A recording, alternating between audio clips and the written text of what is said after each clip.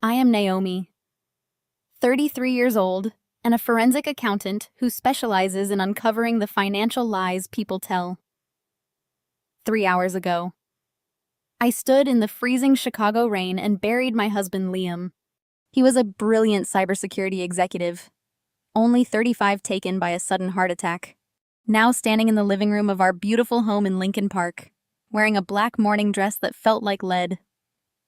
My own sister decided to shatter whatever was left of my heart. Isabella held up her infant son, looked me dead in the eyes, and announced to a room full of grieving guests that her child was the secret son of my husband. I smiled and simply said, "Show me the proof." Before I continue this story, let me know where you are watching from in the comments below. Hit like and subscribe if you have ever had to smile through the absolute worst betrayal imaginable and plot your perfect revenge. The air in our custom-designed $1.8 million house was already thick with the scent of lilies and stale coffee. Dozens of friends, colleagues, and family members murmured in quiet clusters, their dark clothes a stark contrast to the bright open-concept living space Liam and I had painstakingly built together. I was leaning against the marble kitchen island, completely numb, clutching a glass of water I had not taken a sip from in an hour. My parents, Thomas and Catherine, were holding court near the fireplace, accepting condolences with the practiced grace of people who cared deeply about appearances. And then there was my younger sister, Isabella. At 29, she had always been the undisputed golden child of our family. She was the woman who could do no wrong, the fragile, beautiful daughter who required constant rescuing, constant funding, and constant attention. Even today at my husband's funeral, she wore a designer black dress that looked more suited for a fashion runway than a funeral. The low hum of sympathetic chatter was suddenly pierced by the sharp ringing sound of a silver spoon tapping against crystal. I looked up to see Isabella standing by the grand staircase clinking her champagne glass. The entire room went silent, turning to face her. She shifted her infant son, Leo, onto her hip. Her eyes were red, shimmering with tears that looked remarkably well-timed. She took a deep, shuddering breath, ensuring every single pair of eyes in that room was locked onto her perfectly glossed lips. "Thank you all for coming today to honor Liam." She began, her voice trembling with manufactured grief. "This is the hardest day of my life, and I know it is hard for Naomi, too. But Liam and I made a promise to each other right before his heart failed. He made me promise that I would not keep our secret anymore. He wanted his true legacy to be known." I stood frozen. My fingers gripped the edge of the marble island so tightly my knuckles turned white. My brain, trained to analyze data and detect anomalies, suddenly could not process the words echoing through my own living room. Isabella let a single tear trace down her cheek. She kissed the top of Leo's head and looked directly at me. "I am so sorry, Naomi. I really am. But Leo is Liam's son. We hid our affair for 2 years because we did not want to hurt you. But Liam wanted me to tell the truth today. He wanted his boy to be recognized. He wanted his son to have his rightful home." The silence that followed was absolute, suffocating, and heavy. It felt as though all the oxygen had been instantly sucked out of the room. I could hear the faint ticking of the grandfather clock in the hallway. I could hear my own pulse roaring in my ears like a freight train. A heavy, sickening wave of nausea washed over me, starting from my chest and dropping straight into my stomach. The floor beneath my black heels seemed to tilt. Then the whispers began. They started as low-hissed breaths from the back of the room. I watched the eyes of Liam's colleagues dart from Isabella to the baby, and then to me. I saw my neighbors exchanging wide-eyed glances. The pity I had seen in their faces just hours ago at the cemetery rapidly morphed into morbid curiosity and shock. The atmosphere shifted from respectful mourning to a suffocating spectacle of public humiliation. Every single person in that room was waiting for me to collapse, to scream, or to run away, hiding my face in shame. My own sister had just declared on the day I buried the love of my life that she had been sleeping with him. They had a child together, and that my entire marriage was a pathetic lie. I stared at Leo, trying to find any trace of Liam in his small face. There was nothing, just Isabella's features staring back at me. Yet the guests were already looking at the boy as if he were the tragic heir to a broken kingdom. The sheer audacity of her timing was paralyzing. She did not choose to tell me this in private. She chose an audience. She chose the exact moment when my defenses would be stripped away, surrounded by influential people whose opinions mattered to our social standing. She wanted maximum destruction. My analytical mind, usually so precise, fractured into 1,000 pieces. I felt a cold sweat break out across my neck. My breathing turned shallow. Was it true? Had the man who brought me coffee every morning been sneaking into my sister's bed? The whispers grew louder, crawling under my skin. I could hear phrases like "poor woman" and "how embarrassing" echoing off the high ceilings. I stood an empty shell, desperately trying to anchor myself to the cold counter, realizing the nightmare of losing my husband was only just beginning. Before I could even process the sheer magnitude of Isabella's fabricated confession. The crowd parted again. DeAndre pushed his way to the front. He always moved through my house as if he owned it. And today, his arrogance radiated through the room like toxic heat. He placed a large protective hand on Isabella's waist, playing the role of the stoic, supportive husband to perfection. The fact that his wife had just publicly confessed to carrying another man's child did not seem to faze him in the slightest. There was no anger in his eyes, no betrayal, no shock. That was my first clue. DeAndre was not a victim in this circus. He was the director. With a theatrical sigh, DeAndre reached into the inner breast pocket of his maroon jacket. The audience held its collective breath as he pulled out a folded piece of heavy parchment paper. He held it up for the entire room to see, making sure the guests caught a glimpse of the formal-looking text and the bold blue ink at the bottom. He cleared his throat, his deep voice easily overpowering the quiet murmurs of the funeral guests.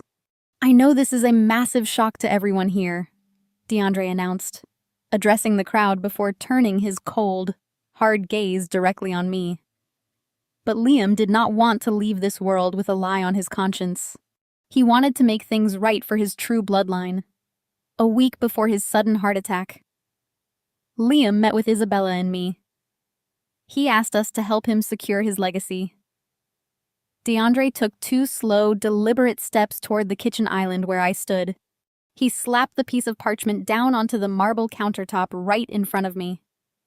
"This is Liam's final will," DeAndre declared, his voice dripping with venomous triumph. "Signed and executed just 7 days ago. In it, Liam explicitly revokes all previous agreements. He left this entire $1.8 million estate, this exact house we are standing in, to his true blood, Heir Leo. Pack your bags. Naomi. This house belongs to my wife and Liam's son now. You're just a barren widow taking up space." The cruelty of his words, weaponizing my painful struggle with infertility in front of my friends and colleagues, was designed to break me completely.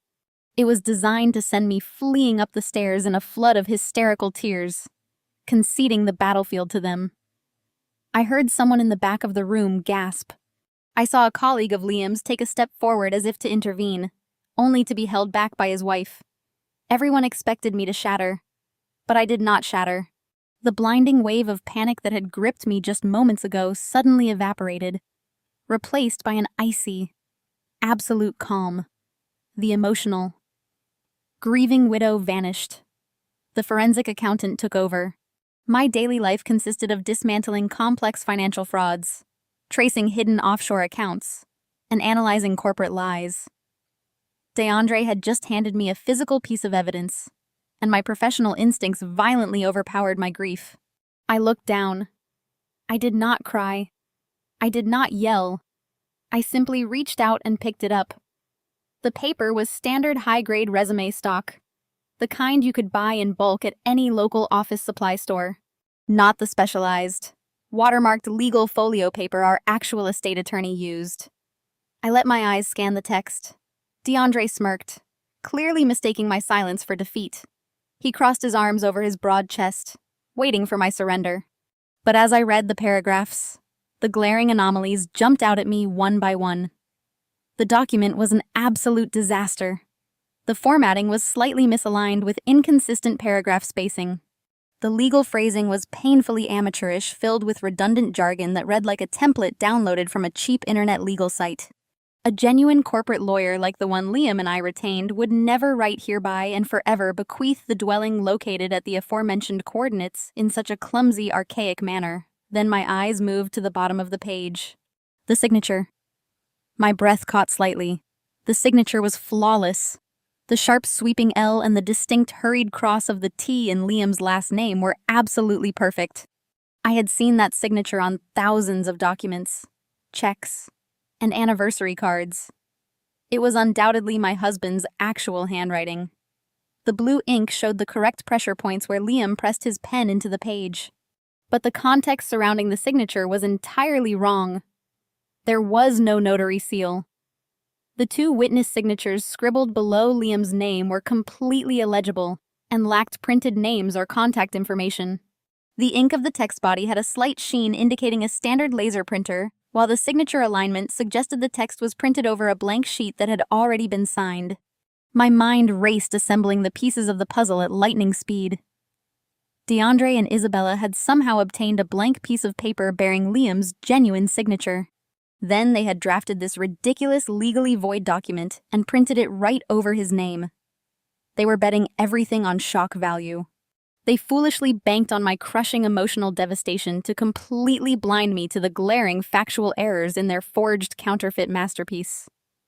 They thought my grief would make me weak. They wrongly thought I would quickly surrender my precious home and all my hard-earned assets just to escape the terrifying public humiliation they so carefully orchestrated. I slowly lowered the paper. I looked at DeAndre's highly arrogant, expectant face. I looked at Isabella, who was watching me with wide, triumphant eyes while holding the baby she claimed was my husband's child. My pulse stabilized into a slow, steady rhythm. The roaring in my ears faded into complete, crystal-clear silence. I knew exactly what they were doing, and I knew exactly how I was going to destroy them. I slowly lifted my gaze from the fraudulent document and looked across the room toward my parents. Thomas and Catherine stood perfectly still near the marble fireplace. For a brief, foolish second, the wounded inner child inside me desperately hoped they would intervene. I expected my mother to march over, snatch that ridiculous forgery out of DeAndre's hands, and banish him from my home. I waited for them to fiercely defend my dignity and the sanctity of my marriage. Instead, Catherine moved. She walked right past me without a single glance in my direction. She crossed the hardwood floor, wrapped her arms tightly around Isabella, and cooed softly into her ear.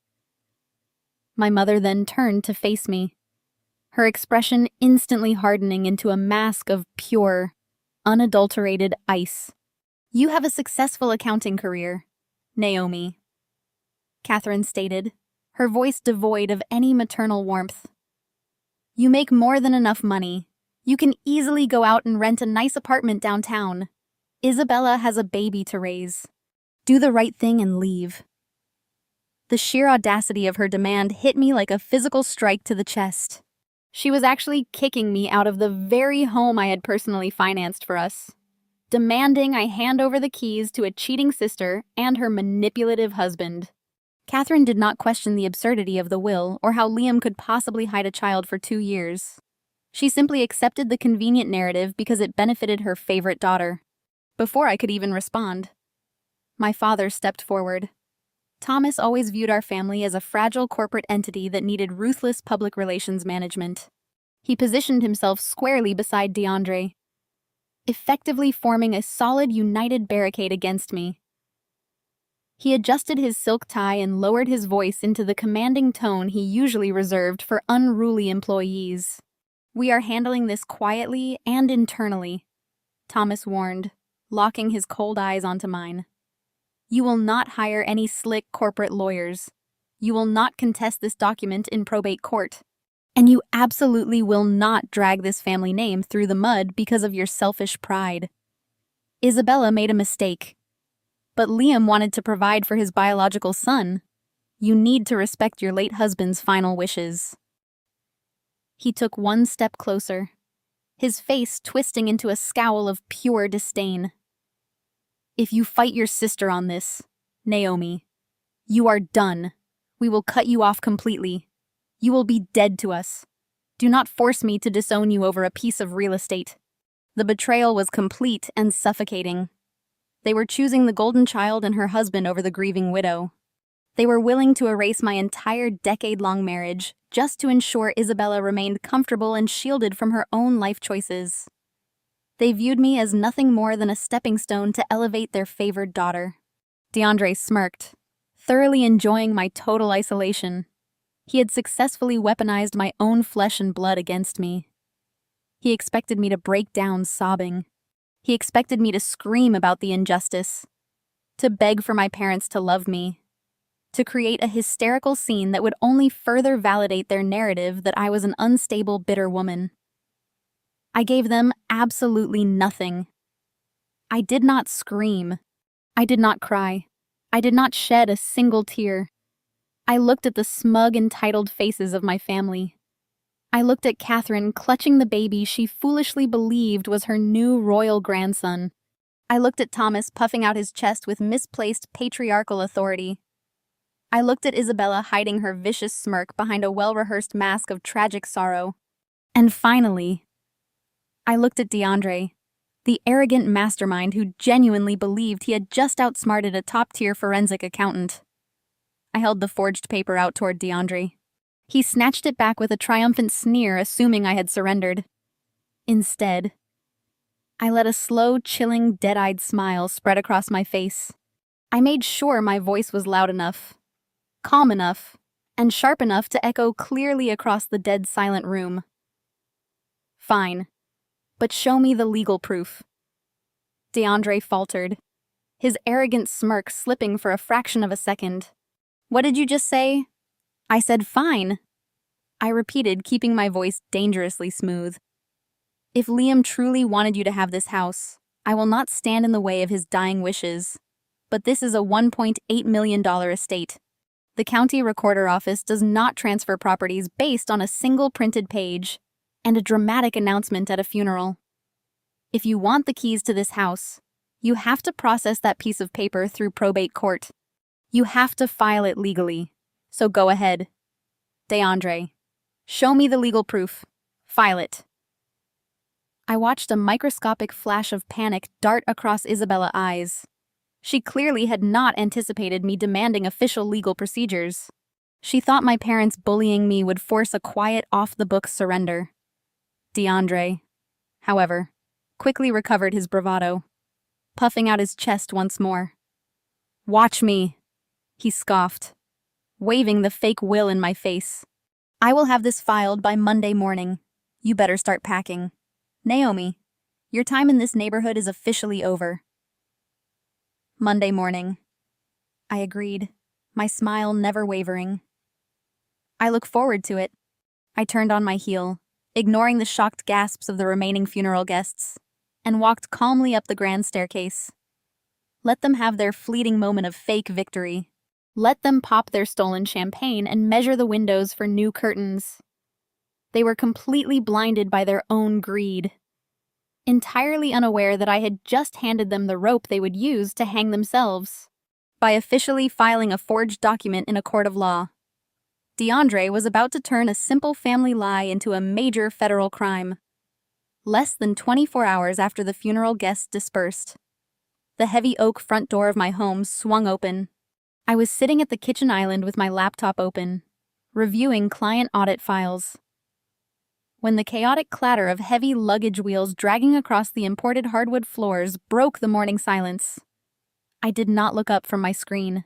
I already knew exactly who it was. Isabella and DeAndre marched into the foyer, dragging 4 designer suitcases behind them. They moved with the aggressive entitlement of invaders claiming a territory. Isabella held Leo tightly against her chest, while scanning the pristine living room with hungry eyes. DeAndre followed behind her, ignoring the mudroom bench. He stomped directly onto the hand-woven Persian rug, his sneakers caked with mud, leaving thick brown streaks across the delicate fabric. "We are moving in," DeAndre announced loudly, dropping 2 heavy suitcases directly onto the polished floorboards with a loud thud. He puffed his chest out, adjusting his gold chain. "My lawyer said we need to establish immediate physical residency to secure Leo's assets. We cannot trust a bitter ex-wife to maintain the estate properly while the probate paperwork clears. So, we are taking over the master suite starting today." I kept my eyes locked on my spreadsheet, my fingers typing numbers rhythmically. I did not offer a single word of protest. My silence clearly unnerved Isabella, who shifted her weight anxiously. But DeAndre interpreted my lack of response as absolute submission. He walked into the center of the living room and threw himself down onto Liam's custom Italian white leather sofa. DeAndre kicked his muddy sneakers onto the pristine cushions, crossing his ankles and sighing. He rubbed his hands together, looking around the space as if he were a king surveying his throne room. Moments later, the front door opened again. My parents, Thomas and Catherine, hurried inside, carrying several cardboard moving boxes. They were panting and sweating, clearly struggling under the heavy weight. Instead of thanking them, DeAndre immediately began barking orders at my father like a hired foreman. "Thomas, do not put those boxes on the floor. Take them straight upstairs to the master bedroom," DeAndre commanded, pointing a lazy finger toward the grand staircase. "And when you come back down, move that giant ugly desk out of the front study. I am turning that room into my new crypto trading floor. Move it to the garage or throw it away. I do not care." I watched my father, a man who demanded absolute respect from his employees, silently nod and begin hauling boxes up the stairs like an obedient servant. Catherine scurried behind him, desperate to please the man she believed held the key to a wealthy lifestyle. They willingly destroyed their own dignity to cater to a fraud. DeAndre shifted on this ruined sofa and grabbed the television remote. He scoffed loudly, tossing the sleek metal device onto the glass table. He stood up and began pacing around the living room, looking for things to insult. He stopped in front of Liam's complex smart home automation hub, a beautifully engineered piece of hardware my husband had just built from scratch. "Look at all this useless nerd trash." DeAndre laughed, knocking a framed photograph of Liam and me face down onto the shelf. "The guy makes decent money and spends it on blinking lights. Total loser behavior. Good thing I am here to upgrade this place. We are going to rip all this wiring out." He turned his mocking gaze toward me, stepping closer to the kitchen island. He leaned his large frame over the marble counter, invading my personal space, trying to provoke a reaction. He wanted me to scream. He wanted me to cry over the muddy footprints on my expensive rugs and the disrespect shown to my dead husband. "And what are you still doing here, Naomi?" DeAndre sneered, gesturing at my laptop screen. "Still crunching numbers. You are just a glorified calculator.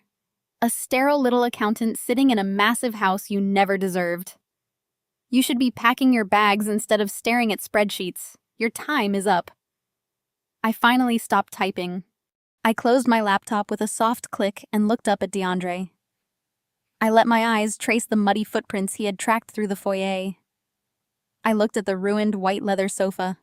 I watched Isabella rocking Leo near the staircase, looking at the crown molding with pure greed.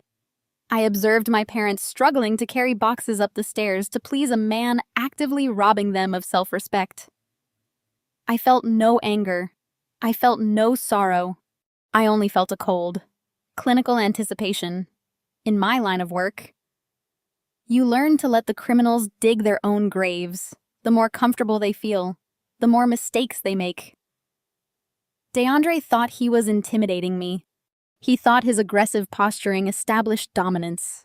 He had absolutely no idea that every single word he spoke, every muddy step he took, and every piece of property he damaged was currently being recorded in high-definition video and crystal-clear audio by the very smart home system he had just mocked. "I am just wrapping up a final audit," I replied, my voice completely flat and devoid of any emotion. Body, snorts.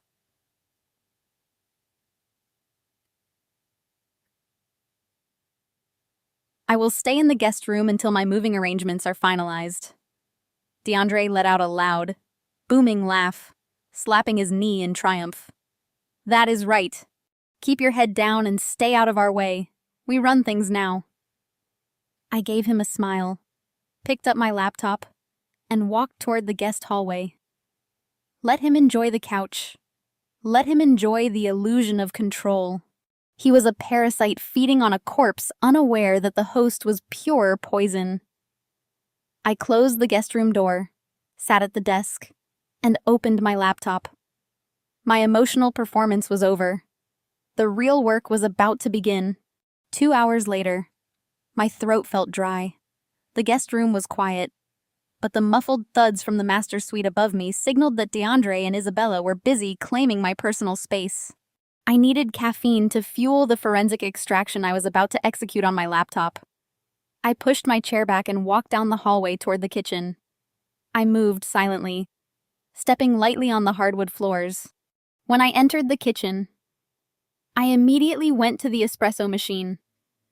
As the grinder purred to life, I heard the soft padding of bare feet behind me. I did not turn around. I knew exactly who it was. The heavy, cloying scent of Isabella floral perfume filled the air before she even spoke a single word. "Making yourself at home in my new kitchen?" Naomi Isabella asked. Her voice was entirely devoid of the tragic, trembling sorrow she had performed so flawlessly at the funeral. It was sharp, arrogant, and dripping with pure malice. I poured the steaming espresso into my mug and finally turned to face her. Isabella leaned casually against the marble island. She was holding a crystal water glass from my premium collection. Her posture was relaxed, triumphant, and completely unguarded. The weeping widow act was fully deactivated. Now that DeAndre and our parents were upstairs unpacking boxes, she had no audience left to fool. She wanted to twist the knife. "You really thought you won the game, did you not?" Isabella sneered, taking a slow sip of her water. "You always thought you were so much better than me with your corporate job and your perfect little marriage. You looked down your nose at DeAndre and me. But look who is holding the keys to the castle now." I leaned against the counter, holding my warm mug with both hands. I let my silence stretch out, creating a vacuum that her massive ego simply had to fill. Isabella could never tolerate silence. She needed to boast. She needed to validate her own superiority by crushing me. "I have always taken whatever I wanted from you," she continued, her eyes gleaming with a sick, twisted delight. "Since we were kids, you were just the reliable little workhorse. Remember when we were teenagers and I ruined your prom dress just because I wanted the attention on me? Mom covered for me immediately. She blamed you for leaving it out. That was the dynamic. Naomi. That was always the dynamic." She set her glass down with a loud clank. She took a step closer, invading my space just like her husband had done earlier. "Remember 5 years ago?" Isabella asked, a cruel smile stretching across her face. "When I racked up $30,000 in credit card debt. You had just gotten your big promotion. Mom and Dad literally forced you to drain your savings to pay off my mistakes. They told you that family takes care of family. They made you write that check to save me from bankruptcy, and you did it like a good, obedient little dog. You worked 80-hour weeks to build your life, and I just snapped my fingers and took the cash." I took a slow, deliberate sip of my coffee. The rich, dark flavor grounded me. Every single word spilling from her mouth was pure gold. The hidden security camera embedded in the crown molding above the refrigerator was capturing a high-definition video of her smug face. The invisible microphone inside the smart speaker on the counter was recording every syllable of her unhinged confession. "You never understood how this family works," Isabella gloated, pacing back and forth across the kitchen tiles. "Mom and Dad do not care about your bank accounts or your late nights at the office. They care about image. They care about charm. You were always just the ugly, hard-working draft. I was the masterpiece. They invested all their love and pride in me. You existed merely to fund my lifestyle." She stopped pacing and locked her eyes onto mine, hoping to see me shatter. She wanted tears. She wanted a screaming match.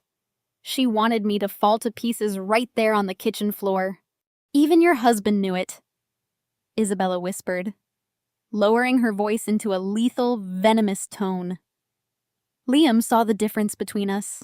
He realized he married the boring draft when the masterpiece was standing right in front of him. That is why he came to my bed. That is why he gave me a son. You could never give him what he needed. Naomi, you are barren. You are empty. And now you are completely alone. The sheer level of delusion required to construct that fantasy was almost impressive. She actually believed her own lies. She had convinced herself that Liam, a man who despised her manipulative behavior, and who was medically incapable of fathering a child, had somehow fallen madly in love with her. She was using a dead man's reputation to excuse her own financial desperation and moral bankruptcy. I did not flinch. My expression remained a blank, unreadable slate. I took another slow sip of my coffee, letting the warm liquid soothe my throat. I looked at my younger sister. I looked at the masterpiece my parents had sacrificed everything to protect. She was nothing but a fragile house of cards waiting for a strong gust of wind. "Are you even listening to me?" Isabella snapped, her frustration bubbling up when my tears failed to arrive. "Your life is over, Naomi. Pack your bags and get out of my house." "I hear you, Isabella," I said, my voice completely calm and level.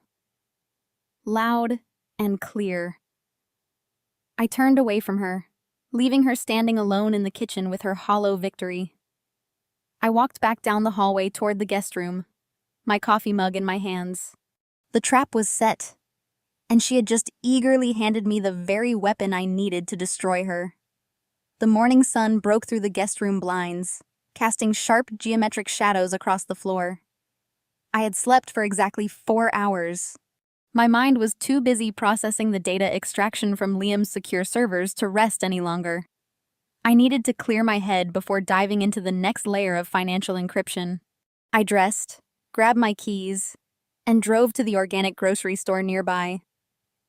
The crisp Chicago morning air usually invigorated me, but today it felt heavy with the impending storm. I walked through the quiet aisles, picking up a few items I needed to sustain myself while isolated in the guest room. I bought fresh fruit and bottled water. I approached the checkout lane, handing my items to the young cashier. She scanned them with a polite smile and gave me the total. I reached into my designer wallet and pulled out the premium platinum credit card Liam and I shared for household expenses. I tapped it against the reader. The machine let out a sharp, aggressive beep. The screen flash declined. The cashier frowned and tried inserting the chip. Another sharp beep followed. I felt a sudden prickle of irritation. That account had a massive credit limit. I pulled out my secondary debit card. I swiped it. Declined. "Contact your bank," the digital screen instructed me. The cashier looked at me with a mixture of sympathy and awkwardness. "I am so sorry, ma'am," she said softly. "Do you have another form of payment?" I stared at the plastic cards in my hand.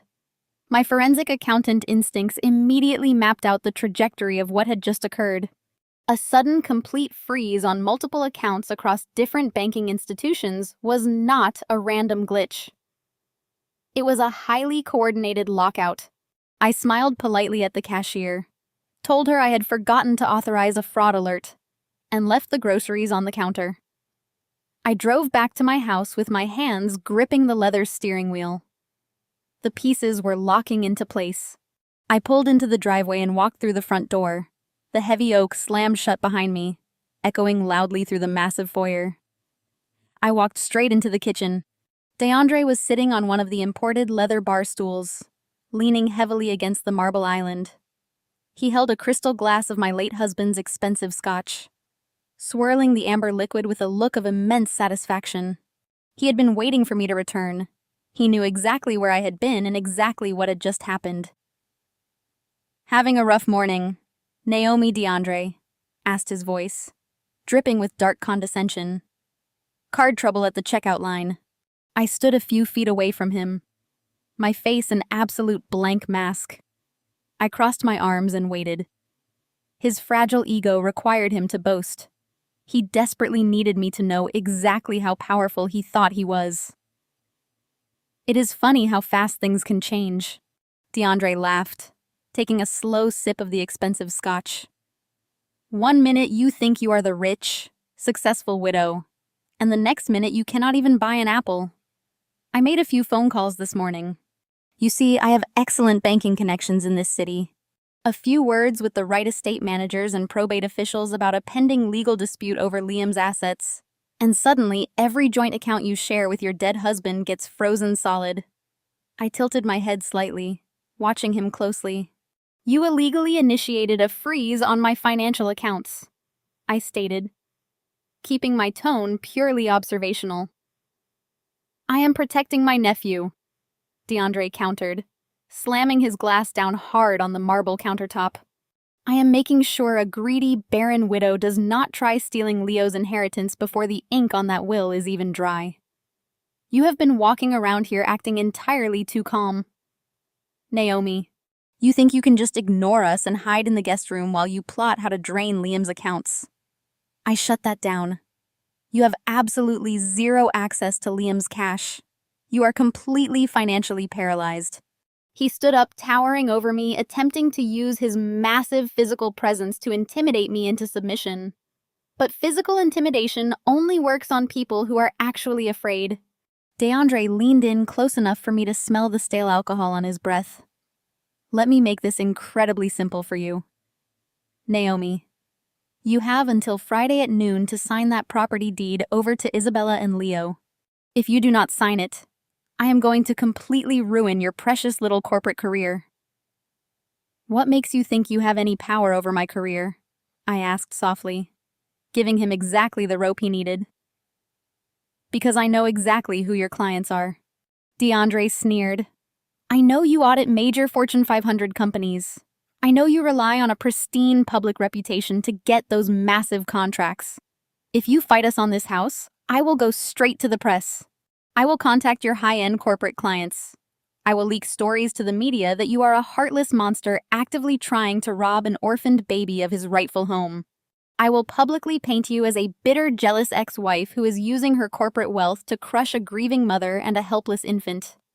Your clients will drop you instantly. Nobody hires an accountant who steals from babies. You will lose your firm. You will definitely be completely destroyed. Naomi." I let his threats hang heavy in the quiet air. He was brazenly blackmailing me. He was openly admitting to financial tampering and illegal extortion right underneath the invisible security camera that recorded every single angle of the kitchen. He thought he had backed me into a corner. He thought freezing the joint accounts would leave me desperate. He was unaware that my personal wealth was secured in encrypted private trusts he could not touch. Friday then. Friday then. I whispered, letting my voice crack perfectly. I allowed my shoulders to slump, draining the defiance from my posture. I widened my eyes, forcing a look of absolute panic. I took short gasps as if the walls were closing in. DeAndre stood tall, relishing the sight of my sudden fragility. I took a step back, trembling. "Please," I choked out, forcing a tear to spill over my lashes. "You cannot do this to me. You cannot take my home and business. I have worked my entire life for my career. If you go to the press, you will destroy everything I have built. Please, DeAndre." I sank to the floor, my knees hitting the marble tile with a loud thud. I buried my face in my hands, letting out a pathetic sob. The commotion drew an audience. My parents, Thomas and Catherine, hurried into the kitchen. Isabella followed closely behind them carrying Leo. They stopped and stared at the scene unfolding on the floor. I looked up through a curtain of fake tears. I crawled toward my mother, reaching out to grasp the hem of her designer skirt. "Mom! Dad, please help me!" I pleaded, my voice breaking hysterically. "Tell him to stop!" They froze my bank accounts. They are threatening to ruin my accounting firm. This is my house. You know I bought this house. Please do not let them throw me out. I have nothing left. Liam is gone and they want to take my life. Catherine physically recoiled. She yanked her skirt out of my desperate grip and took a disgusted step backward as if my grief were a contagious disease. She looked down at me with pure revulsion. "Stop this embarrassing display right now, Naomi." Catherine snapped her tone, dripping with contempt.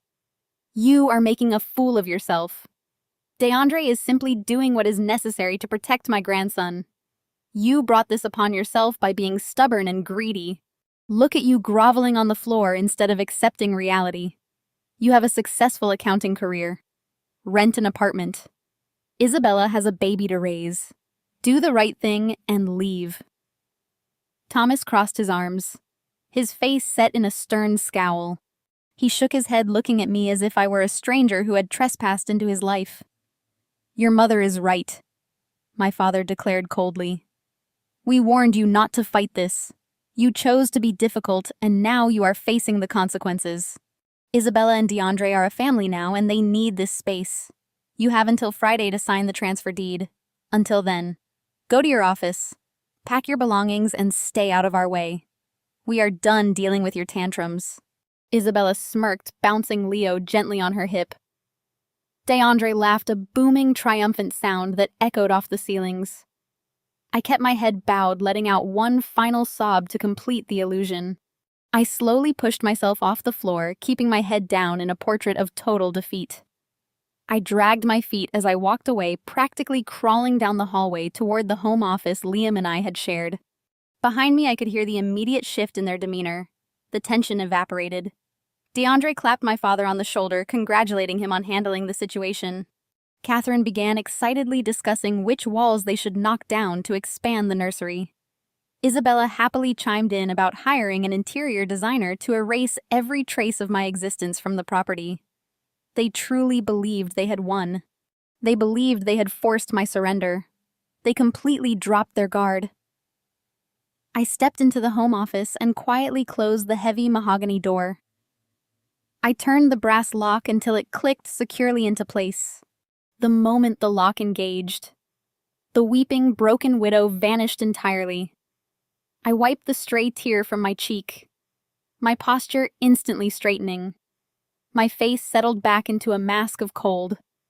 Calculating precision, I grabbed a stack of empty cardboard boxes from the closet and began tossing random books and office supplies into them, creating enough noise to convince anyone outside that I was packing my life away.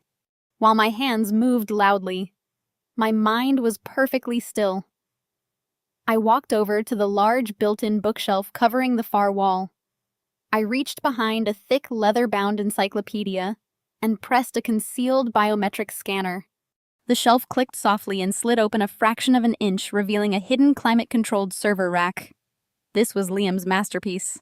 My husband had been a paranoid, brilliant cybersecurity expert who designed infrastructure for defense contractors. Our house was not just a home, it was a fortress. I pulled out my encrypted laptop and connected a physical cable directly into the master server node. I bypassed the standard commercial interface and accessed the deep-level administrative dashboard. A black screen filled with lines of green code illuminated my face. My fingers flew across the keyboard, typing in the complex sequences Liam had taught me years ago. I navigated to the surveillance directory and initiated the master override. I silently activated the invisible military-grade security cameras Liam had installed in every room. These were microscopic lenses embedded in smoke detectors, air vents, and lighting fixtures equipped with facial recognition, motion tracking, and hypersensitive audio receivers. A grid of live video feeds instantly populated my screen. I could see DeAndre lounging in the living room bragging about his extortion plans. I watched my parents nodding along, fully complicit in the theft of my estate.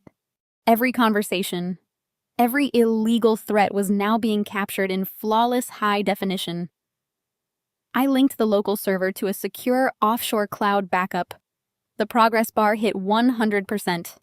The trap was operational. The walls of my home had eyes, and they were watching every move my enemies made.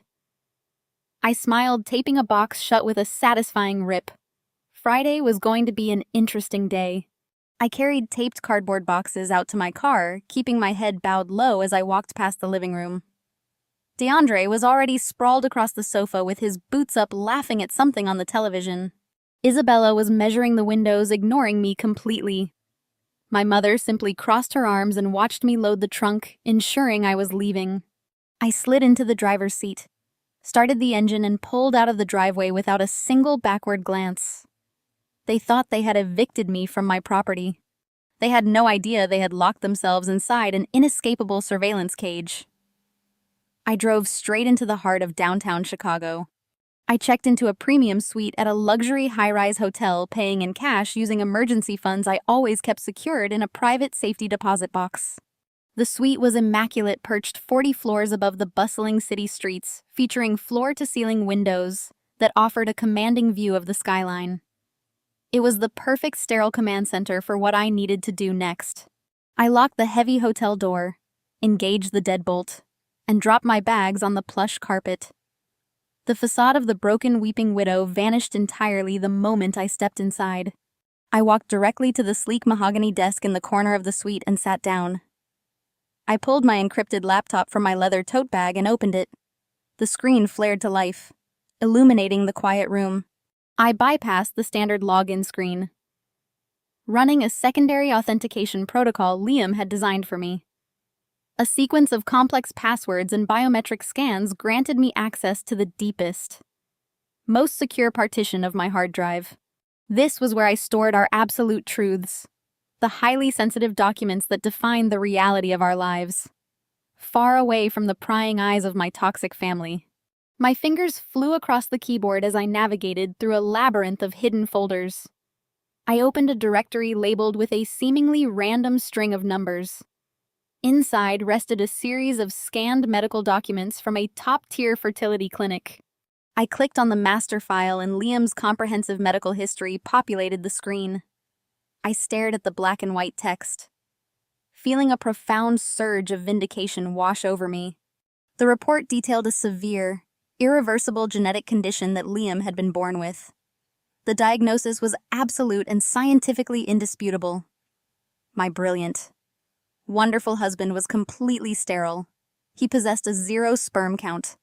It was a physical and biological impossibility for him to ever father a child naturally. We had discovered this devastating truth 5 years ago when we first tried to start a family. The news had crushed Liam. It struck a devastating blow to his pride and his sense of manhood, to protect his dignity. We made a solemn vow to keep his medical condition a complete secret. We never told my parents. We never told his colleagues. We certainly never told Isabella, who would have eagerly weaponized his infertility to mock our marriage. We absorbed the pain together in private, choosing to build a beautiful life focused on our careers and each other. That closely guarded secret was now the ultimate weapon of mass destruction against my sister web of lies. I looked at the clinical diagnosis on the screen and let out a sharp, cold laugh. Leo absolutely cannot be Liam's son. Isabella had marched into my home, looked me dead in the eye, and claimed she had been sleeping with my husband to produce an heir. She had built an entire dramatic narrative around a miraculous pregnancy born from a forbidden affair. She had convinced my greedy parents that her child carried Liam bloodline, making him the rightful owner of a $1.8 million estate. It was all a spectacular, disgusting fabrication. Isabella was lying. She was lying to our parents, lying to her arrogant husband, and lying to the world, whoever fathered her child. It definitely was not my husband. She had simply chosen Liam as the perfect wealthy target to exploit after his sudden death. Assuming dead men tell no tales.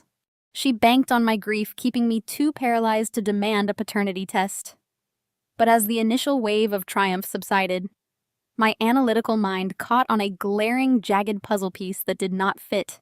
If Liam was completely sterile and the affair was a complete fiction, how did they get his signature on that fraudulent will?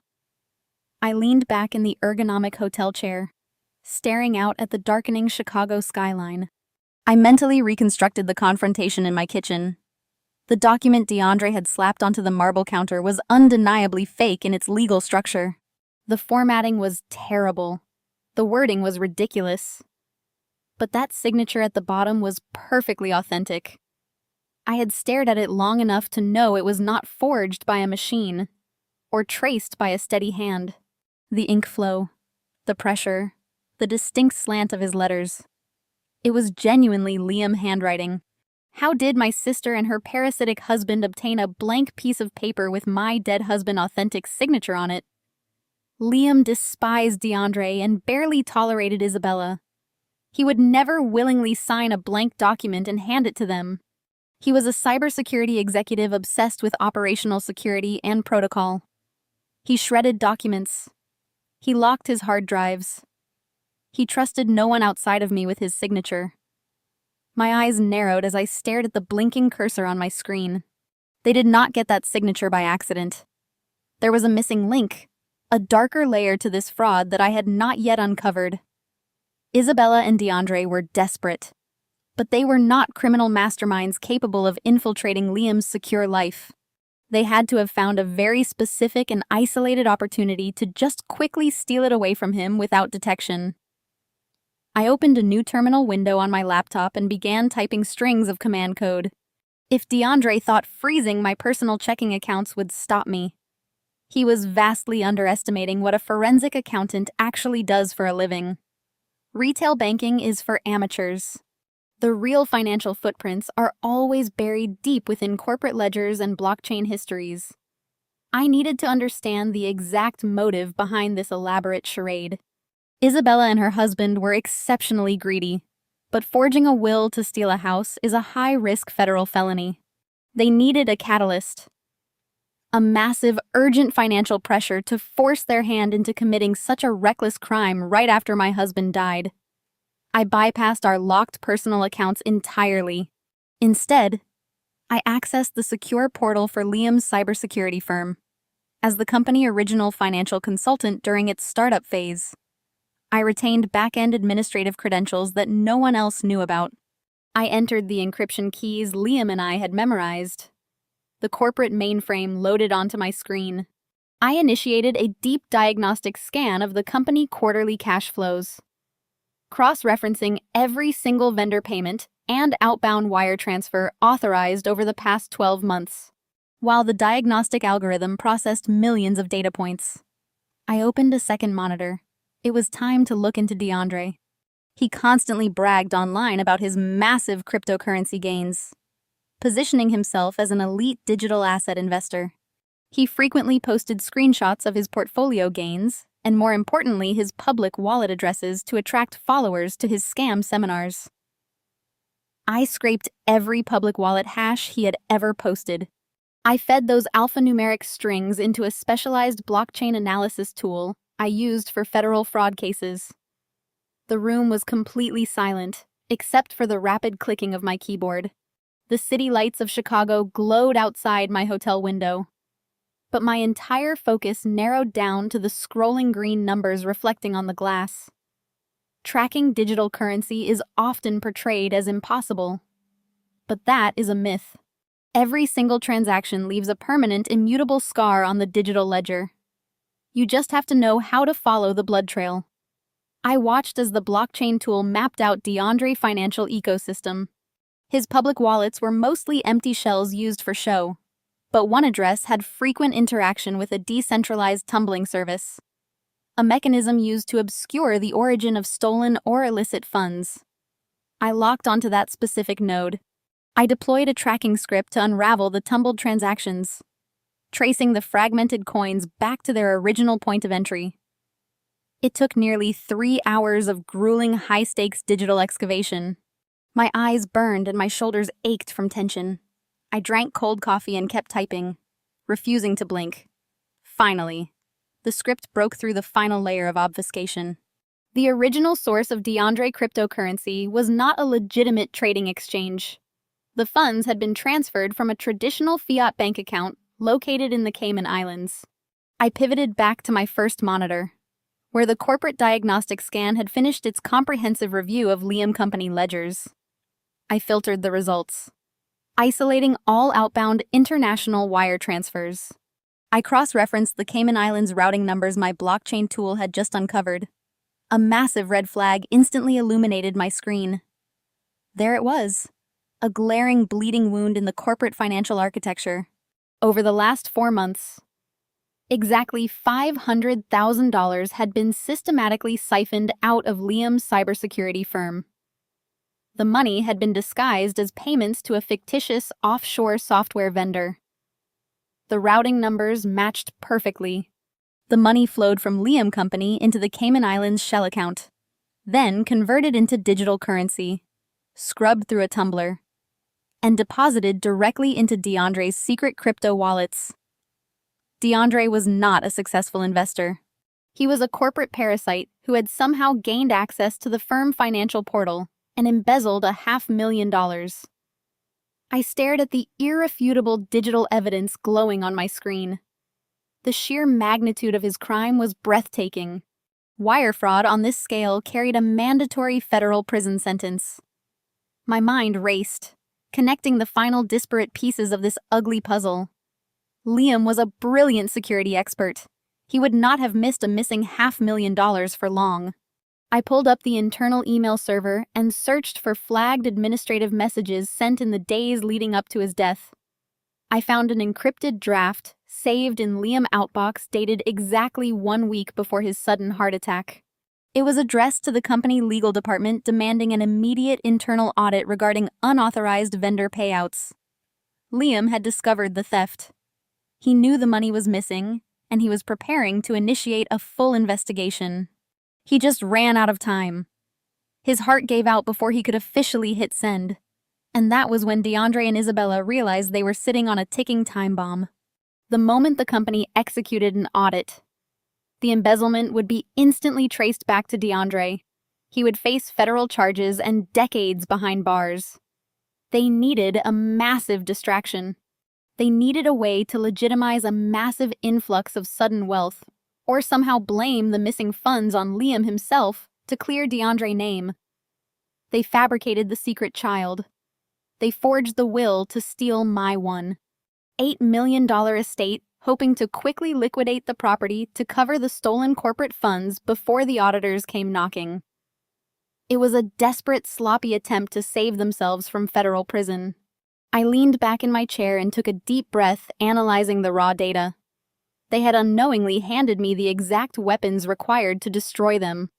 The digital footprint was flawless and permanently recorded across multiple international servers, verifying their absolute guilt beyond any possible shadow of a doubt.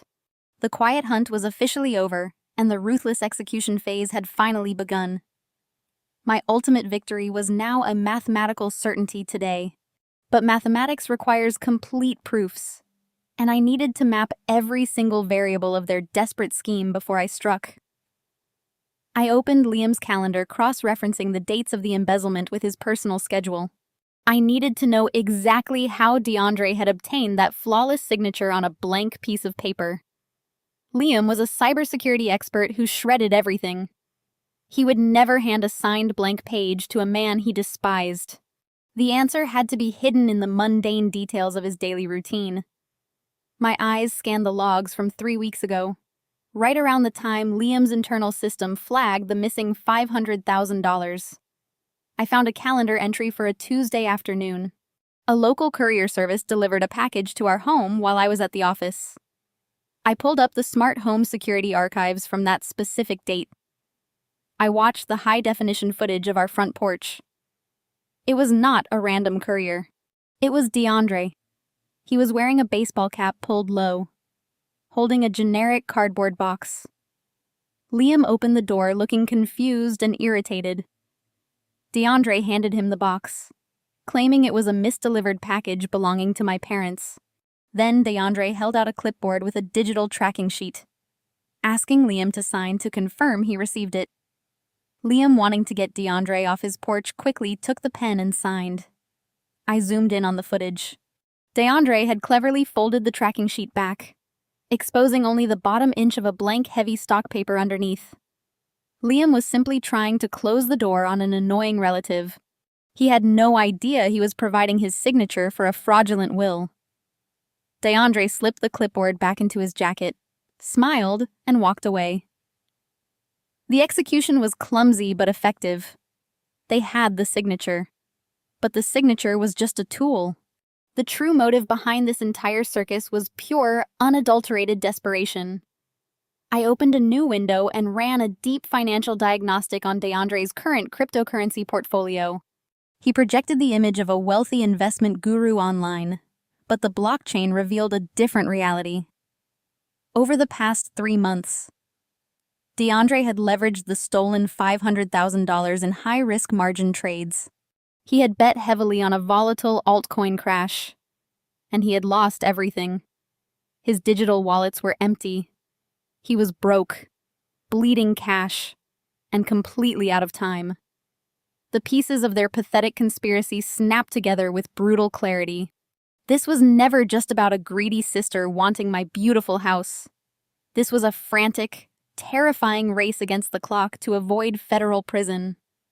Liam had discovered the missing $500,000 just days before his heart attack. He had drafted that email to his legal department demanding a full audit. DeAndre and Isabella knew the corporate investigation would inevitably lead straight to DeAndre's offshore shell accounts. They needed to replace the stolen funds immediately. But DeAndre had already vaporized the money in terrible investments. When Liam died suddenly, my sister and her husband saw a grotesque opportunity. They fabricated the secret child narrative to serve 2 desperate purposes. First, the fake affair provided a convenient scapegoat.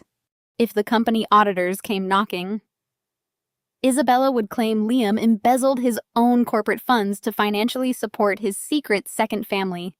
She would paint my dead husband as a corrupt, cheating executive who stole from his own business to buy her silence. They intended to drag Liam's pristine reputation through the mud to shield DeAndre from criminal liability. Second, the fake will was their literal get-out-of-jail-free card. By seizing my $1.8 million estate, they planned to quickly secure a massive equity bridge loan against the property. They would use that cash to quietly replace the missing $500,000 in the corporate accounts before the official audit uncovered the theft. The rest of the equity would fund their lavish lifestyle, leaving me homeless, bankrupt, and publicly humiliated. Isabella's gloating in my kitchen earlier today took on a completely new context. She was not just being cruel, she was sweating. The aggressive invasion of my home, the muddy shoes on the sofa, the freezing of my joint bank accounts. It was all a highly orchestrated intimidation tactic designed to force my immediate surrender. They needed me to sign over the property deed quickly because the corporate audit was looming. DeAndre's strict deadline of Friday at noon was not an arbitrary power play. I checked the corporate filing schedule on Liam's server. The company's comprehensive quarterly financial review was scheduled to begin on Monday morning. If DeAndre did not replace those funds by the end of the business week, the auditors would flag the missing money, and the FBI would be at his door by Tuesday. They were drowning, and they were trying to use my grief as a life raft. They assumed I was just a fragile, broken widow who would crumble under the threat of a public scandal. They assumed I would hand over my keys just to escape the shame of a fabricated affair. I sat back in my hotel chair, letting a cold, humorless smile touch my lips. They had underestimated me on every conceivable level. They thought they were playing a simple game of family bullying. Unaware they had just challenged a forensic accountant to a war of financial attrition. Every move they made was documented. Every lie they told was recorded. I securely backed up the surveillance footage of DeAndre stealing the signature, the offshore routing numbers, and the collapsed crypto margin trades. The Friday deadline was rapidly approaching. I had exactly 3 days to orchestrate a flawless public execution that would protect my assets and completely obliterate their miserable lives. I closed the lid of my laptop. My grieving period was officially postponed. It was time to hunt them down and burn their pathetic criminal empire to the ground completely. I woke up feeling incredibly sharp. The fog of grief was entirely replaced by a drive to dismantle the parasites occupying my home. I opened my laptop, connecting back to the hidden server in my house. The surveillance grid loaded, instantly displaying video feeds from every room. DeAndre was pacing in the kitchen, talking furiously on his cell phone, while Isabella lounged in my master suite. My personal phone buzzed on the desk. A notification appeared. Isabella was going live on Instagram. I pulled up a recording application on my laptop to capture the broadcast directly. I needed every second of this performance saved to my hard drive. Isabella's face filled the screen. Her makeup was applied flawlessly to mimic someone who had been crying for days. Her hair was pulled back into a messy bun, projecting an image of an exhausted mother. She sat directly on my custom bed in the master bedroom. Leo was propped up next to her, clutching a stuffed animal. "Thank you for joining the stream." Isabella began, her voice trembling with manufactured sorrow. "I did not want to do this publicly, but my family faces an absolute nightmare. We laid Liam to rest yesterday. It was a tragedy. But what we are dealing with now is a level of cruelty I cannot even begin to comprehend." She paused, sniffing for the camera.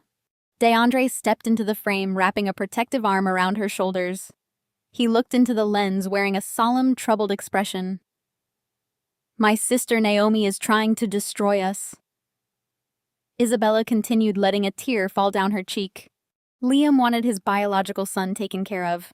He signed a legal will, leaving this house to Leo.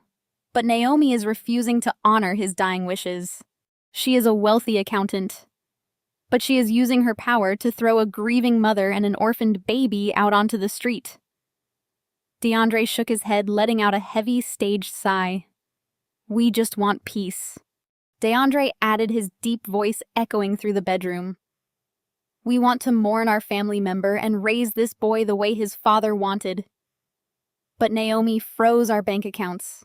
She locked us out of our own resources. She is an evil corporate monster acting out of pure jealousy because she was barren and could not give Liam the family he desperately wanted. She is actively trying to leave this helpless infant completely homeless. I sat in my hotel suite watching them desecrate my husband's memory and weaponize my medical trauma for social media clout. I felt absolutely nothing but clinical satisfaction. They were sealing their own fate. Every defamatory word broadcasted to their thousands of followers was an actionable offense.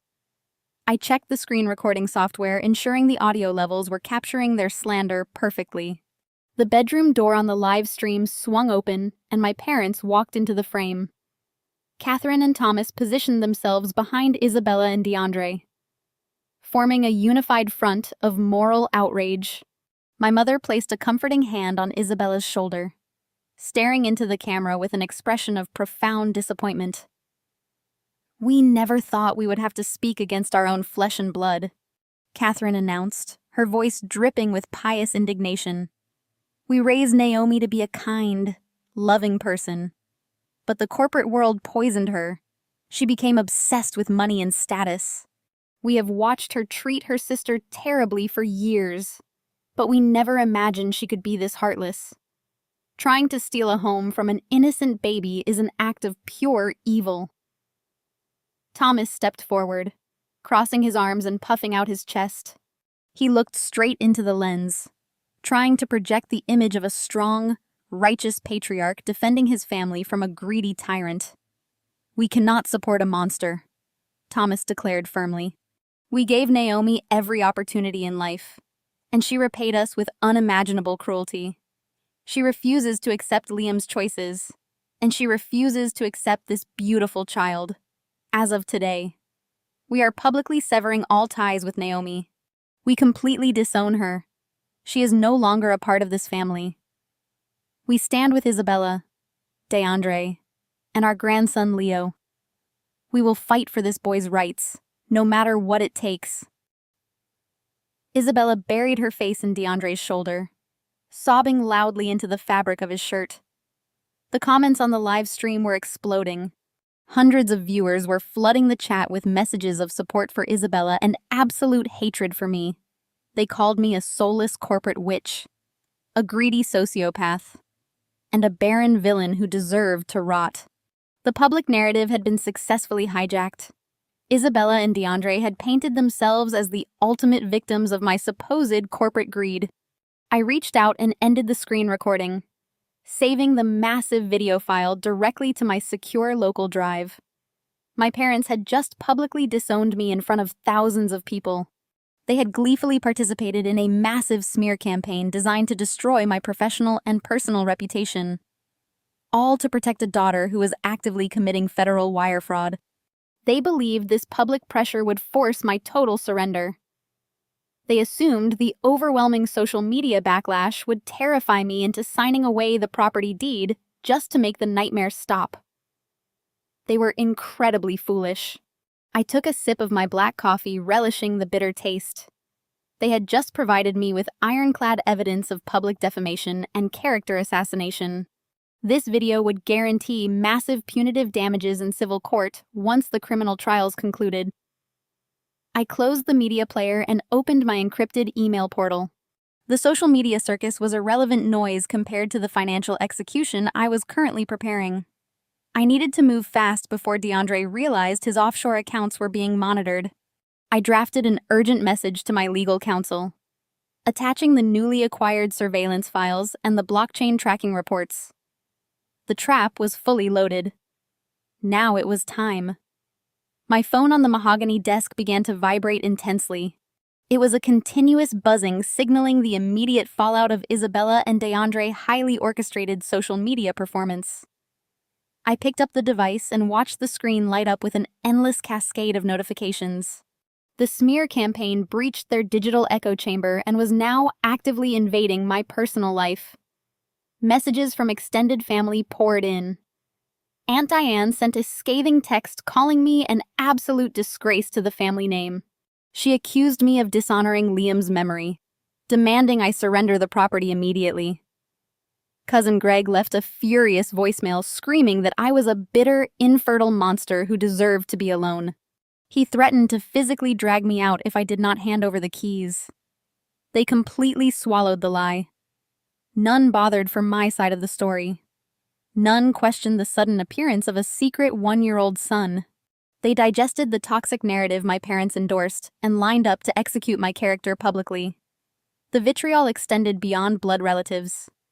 Strangers who followed Isabella online tracked down my personal social media profiles. Direct messages flooded my inbox filled with graphic threats and appalling insults. Anonymous users called me a corporate parasite, a gold digger, and a barren witch. Some suggested I should be thrown in prison for stealing from an orphaned infant. The sheer volume of hatred demonstrated exactly how effectively my sister had weaponized internet outrage. She successfully mobilized an angry mob of digital vigilantes, directing their collective fury straight at my head. They were convinced they were fighting for justice, unaware they were acting as attack dogs for desperate felons. Amidst the hostility, a few distinct messages pierced the noise. My work phone chimed, alerting me to incoming communications from professional allies. David, a senior audit manager, texted asking if I was safe. He noted the firm public relations department was monitoring the situation, advising me to keep my head down.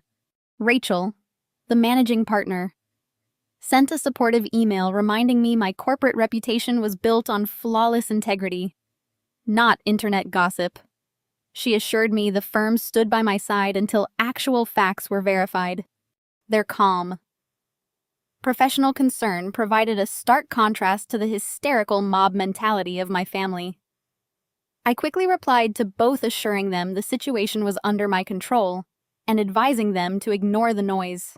I set the phone down, leaning back in my desk chair, Any normal person enduring this level of coordinated public destruction would be completely broken. A typical grieving widow facing the sudden loss of her husband, the terrifying betrayal of her sister, and the vicious disownment by her parents would collapse under the crushing weight of the trauma. She would cry hysterically, beg for mercy, and sign away her entire livelihood just to make the screaming stop. But I did not break. Instead, I smiled. A slow, cold smile stretched across my face as I watched the notification counter on my phone climb higher. I felt an incredible surge of power coursing through my veins. Every single hateful message, every threatening voicemail, and every vicious comment left on my profiles was another nail violently hammered into their collective coffin. They thought this digital assault was their ultimate victory. They believed they were systematically dismantling my life, destroying my social standing, and forcing my total surrender. They failed to realize they were simply providing me with a mountain of actionable evidence. I opened a specialized forensic archiving program on my laptop. I synced my phone to the software and initiated an automated scraping protocol. The program began systematically downloading every single text message, voicemail, and direct message logging the exact timestamps and sender identities. I captured the sprawling comment threads from Isabella broadcast, archiving the thousands of defamatory statements incited by her lies. I documented the explicit threats from my extended family members, establishing a clear record of targeted harassment. My parents' public disownment on that live stream was the final crucial component of my legal strategy.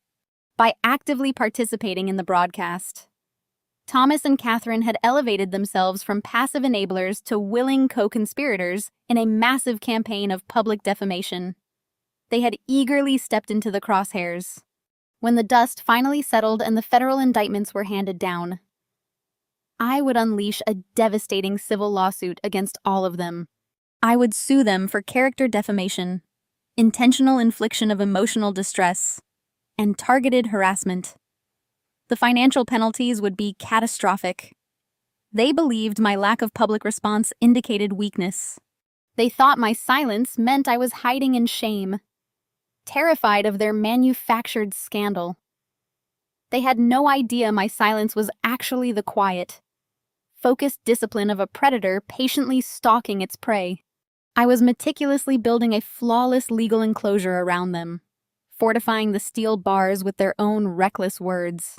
DeAndre was so consumed by his desperate need to cover up his $500,000 embezzlement that he blinded himself to the legal exposure he was creating. Isabella was so addicted to the attention and the tragic victim narrative that she forgot she was committing an egregious fraud. I poured myself a glass of sparkling water from the hotel minibar and took a refreshing sip. The Friday deadline DeAndre had arrogantly mandated was looming closer. He expected me to arrive at the house broken and defeated, holding a pen, and ready to sign away my $1.8 million property. I planned to give him exactly what he asked for. I would show up at the house. I would bring documents. But the papers I planned to drop on that kitchen island would not surrender my home. They would detonate a nuclear explosion right in the middle of their celebration. I checked the secure server feed one last time, verifying the internal cameras were still capturing their every move. The trap was perfectly set and fully ready for Friday. I grabbed my cashmere coat and left the hotel room early Thursday morning. The cold wind whipped off the lake as I walked 2 blocks to the imposing glass-walled skyscraper towering over the financial district. I stepped into the elevator and pressed the button for the penthouse. The doors slid open to reveal the reception area of the most ruthless litigation firm in the city. I was here to meet Harrison, a senior partner known for dismantling corporate fraudsters with surgical precision. Liam and I had kept his firm on retainer for extreme emergencies. This certainly qualified as an absolute disaster requiring his specific set of skills. Harrison met me at his door. He wore a sharp charcoal suit and possessed an intimidating expression. He ushered me inside his massive corner office. Floor-to-ceiling windows offered a dizzying view of the urban sprawl below. We sat at his expansive, polished mahogany conference table. He poured 2 cups of black coffee and leaned forward, clasping his hands together. "I watched the live stream your sister broadcasted yesterday," Harrison stated calmly. "It was quite the performance. My team is already drafting the defamation suit. But you mentioned on the phone that you have something far more substantial than a civil complaint." "I have the kill shot," I replied, keeping my voice completely steady. I pulled my encrypted laptop from my bag and connected it to the large monitor mounted on his wall. I opened the first secure folder. I projected Liam official medical records onto the screen.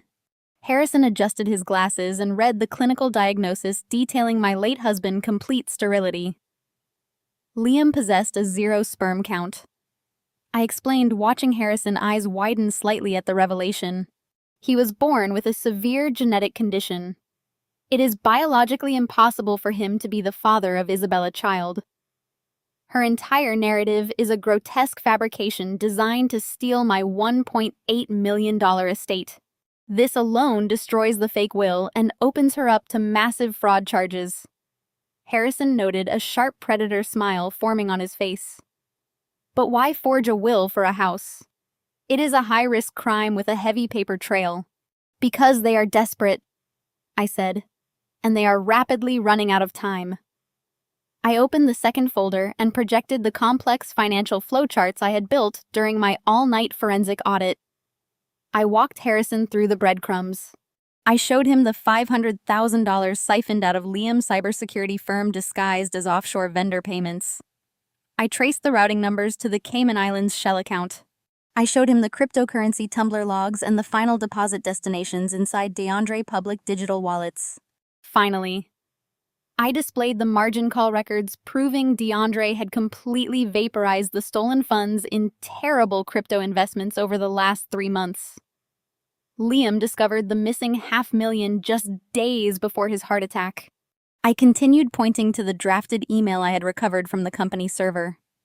He was preparing to trigger a massive internal audit. DeAndre knew he would be exposed. When Liam died suddenly, they forged the fake will to steal my house. They planned to take out a massive equity loan against my property to replace the stolen corporate funds before the upcoming Monday financial review. Harrison leaned back in his leather chair, letting out a low whistle. Wire fraud, corporate embezzlement, forgery, attempted extortion. This is not just a family dispute, Naomi. This is a massive federal crime. DeAndre is looking at a mandatory prison sentence. I am not finished, I said, tapping the keyboard. I opened the third folder containing the high-definition security footage from my home. I played the video of DeAndre tricking Liam into signing the blank tracking sheet hidden on the clipboard. Then I played the audio recording of Isabella standing in my kitchen, openly bragging about how she had always taken my money and manipulating my parents. Lastly, I showed him the footage of DeAndre threatening to destroy my corporate career if I did not sign the property deed over by Friday noon. Harrison watched the undeniable evidence of their extortion and a criminal conspiracy. He closed his notebook and looked at me with profound respect. You handed them enough rope to hang themselves, and they eagerly built their own gallows. I want them completely destroyed, Harrison, I stated coldly. I want no mercy shown.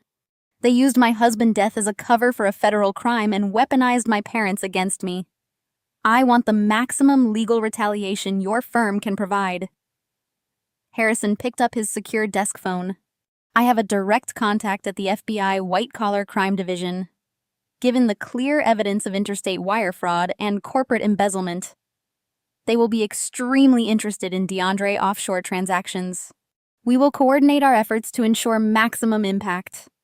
He dialed the number and spoke in low, rapid tones to the federal agent on the other end of the line. He transmitted my encrypted data packets directly to their secure server. I sat perfectly still, sipping the hot black coffee, watching the legal machinery grind into motion. The trap I had carefully designed was now backed by the full power of the federal government. Harrison hung up and looked directly at me. The FBI is reviewing the financial logs right now. They are accelerating the warrant process based on the flight risk associated with the offshore accounts. The raid will be fully authorized by tomorrow morning. DeAndre demanded I bring the deed to the house by tomorrow evening, I said. They are throwing a massive party to celebrate their fake victory. Then we give them a show, Harrison said firmly. You will walk in there tomorrow night. You will hand them the legal reality, and the authorities will handle the rest. It is going to be an absolute legal blitzkrieg. I left Harrison's office with a clear timeline and a sense of absolute purpose. The federal agents were coordinating with local authorities. The trap was primed. Now I needed to make sure the rats were comfortably gathered exactly where the exterminators expected them to be. I walked the 2 blocks back to my luxury hotel suite, letting the crisp Chicago wind hit my face. My mind was sharp-focused purely on the execution of our strategy. The FBI had the financial logs. Harrison had the defamation filings ready to launch. All that remained was my final performance. I walked into my room and picked up my cell phone. I needed to ensure they dropped all remaining defenses and gathered in one room. I opened the family group chat. It had been mostly silent since my parents publicly disowned me on their live streams, save for a few demanding texts from DeAndre reminding me the clock was ticking. I sat on the edge of the plush hotel bed, taking a deep breath to steady my nerves. I needed to force my voice to waver and crack. I had to sound utterly exhausted, broken, and completely defeated by their relentless pressure. I pressed the record icon and held the phone close to my mouth. I let a pathetic, manufactured sob catch in my throat. You win, I said, my voice trembling perfectly. I am completely exhausted. I cannot fight my own family anymore. The public pressure is destroying my life and my career. I will bring the transfer papers to the house tonight at 8 o'clock. Have your pens ready. I just want this nightmare to end. I released the button and sent the audio file into the digital void. I watched the screen intently. The little delivery check marks turned blue almost instantly. They were hovering over their phones, actively waiting for my surrender. The responses flooded the chat within seconds, validating my assessment of their incredible arrogance. DeAndre did not even bother typing actual words. He replied with a single champagne bottle emoji. It was a disgusting digital toast to his successful extortion and federal wire fraud. He genuinely thought he had secured the funds to replace his embezzled money. My mother, Catherine, sent her response a moment later. Finally, you are acting like an adult. She typed her words dripping with maternal condescension. We expect you to be prompt, Naomi. No more childish drama. My father, Thomas, followed her message with a simple thumbs-up emoji, sealing his complicity. Isabella sent absolutely nothing. She was likely too busy dancing around my living room celebrating her stolen victory and calculating how to spend the equity loan they planned to take out against my property. I tossed the cell phone onto the desk with a sharp thud. The pathetic, weeping widow persona was gone forever. It had served its purpose perfectly. They had swallowed the bait without a single moment of hesitation. They were completely blinded by their own greed and superiority. It was time to prepare for the final confrontation. I walked over to the hotel closet where I had hung the specific outfit I purchased exclusively for this night. I was not going to walk into my own home looking like a defeated victim begging for mercy. I was going to project absolute power and unyielding authority. I dressed in my sharpest, most intimidating designer suit. It was a tailored charcoal gray ensemble with a rigid architectural lines and an aggressive silhouette. I paired it with a deep crimson silk blouse that felt like wearing armor. I applied my makeup with meticulous precision, emphasizing sharp cheekbones and cold, dark eyes. I pulled my hair back into a severe, tight style that left no room for softness. I slipped on a pair of sleek black stiletto heels that would sound like a gavel hitting a block with every step I took. I stood in front of the full-length mirror, evaluating the woman reflecting back at me.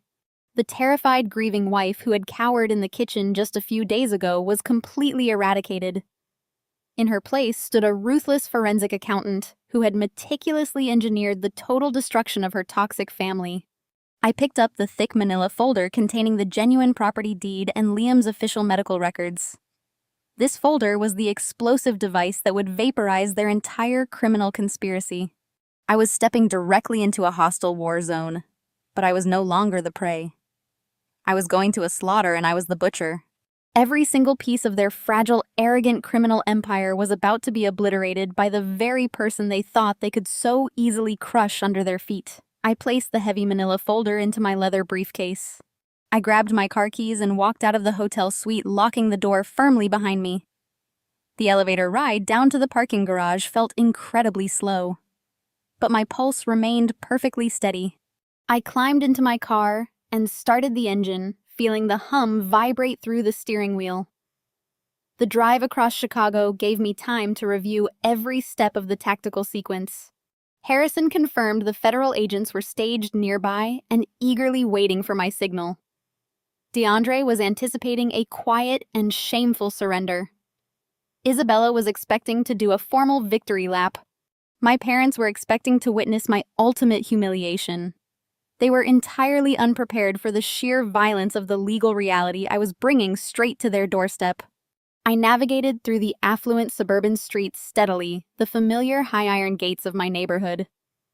I pulled up to the curb outside my $1.8 million estate, right on schedule. The massive house was brightly illuminated against the darkening evening sky, falsely projecting an image of a happy family gathering. I turned off the engine and gripped the handle of my briefcase. The meticulous preparation was entirely complete. The execution was now about to begin. I stepped out of my vehicle and walked briskly up the paved driveway. The heavy oak front door was completely unlocked, an arrogant oversight by people who felt utterly invincible. I pushed the door open and the immediate sounds of a vibrant, boisterous celebration hit me like a physical wave. Loud music pulsed rhythmically through the smart home audio speakers Liam had painstakingly wired and installed himself. The rich, savory aroma of expensive catered food filled the grand foyer. I walked slowly down the long corridor.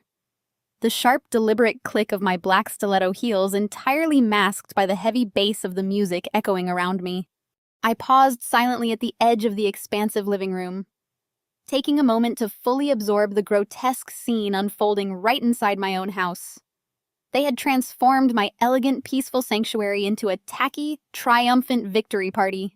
My father Thomas sat comfortably in Liam's favorite vintage leather armchair, laughing loudly with his head thrown back at something my mother, Catherine, had just said. Catherine was leaning casually against the massive marble kitchen island, holding a delicate crystal wine glass. I immediately recognized the deep red liquid swirling inside her glass. It was a very rare, highly exclusive vintage, a specific $500 bottle of Cabernet that Liam and I had purchased during a romantic trip to Napa Valley. We had been saving that exact bottle for our 10th wedding anniversary. My parents had popped the cork without a single second of hesitation, casually treating my most deeply treasured memories like cheap, disposable party favors. DeAndre stood right next to my mother, holding his own overflowing glass, wearing a massive, arrogant smirk that stretched widely across his face. And then I saw Isabella. My younger sister was happily twirling around the center of the kitchen, holding little Leo in her arms, acting exactly like the newly crowned lady of the manor. But it was not her arrogant dancing that caught my attention.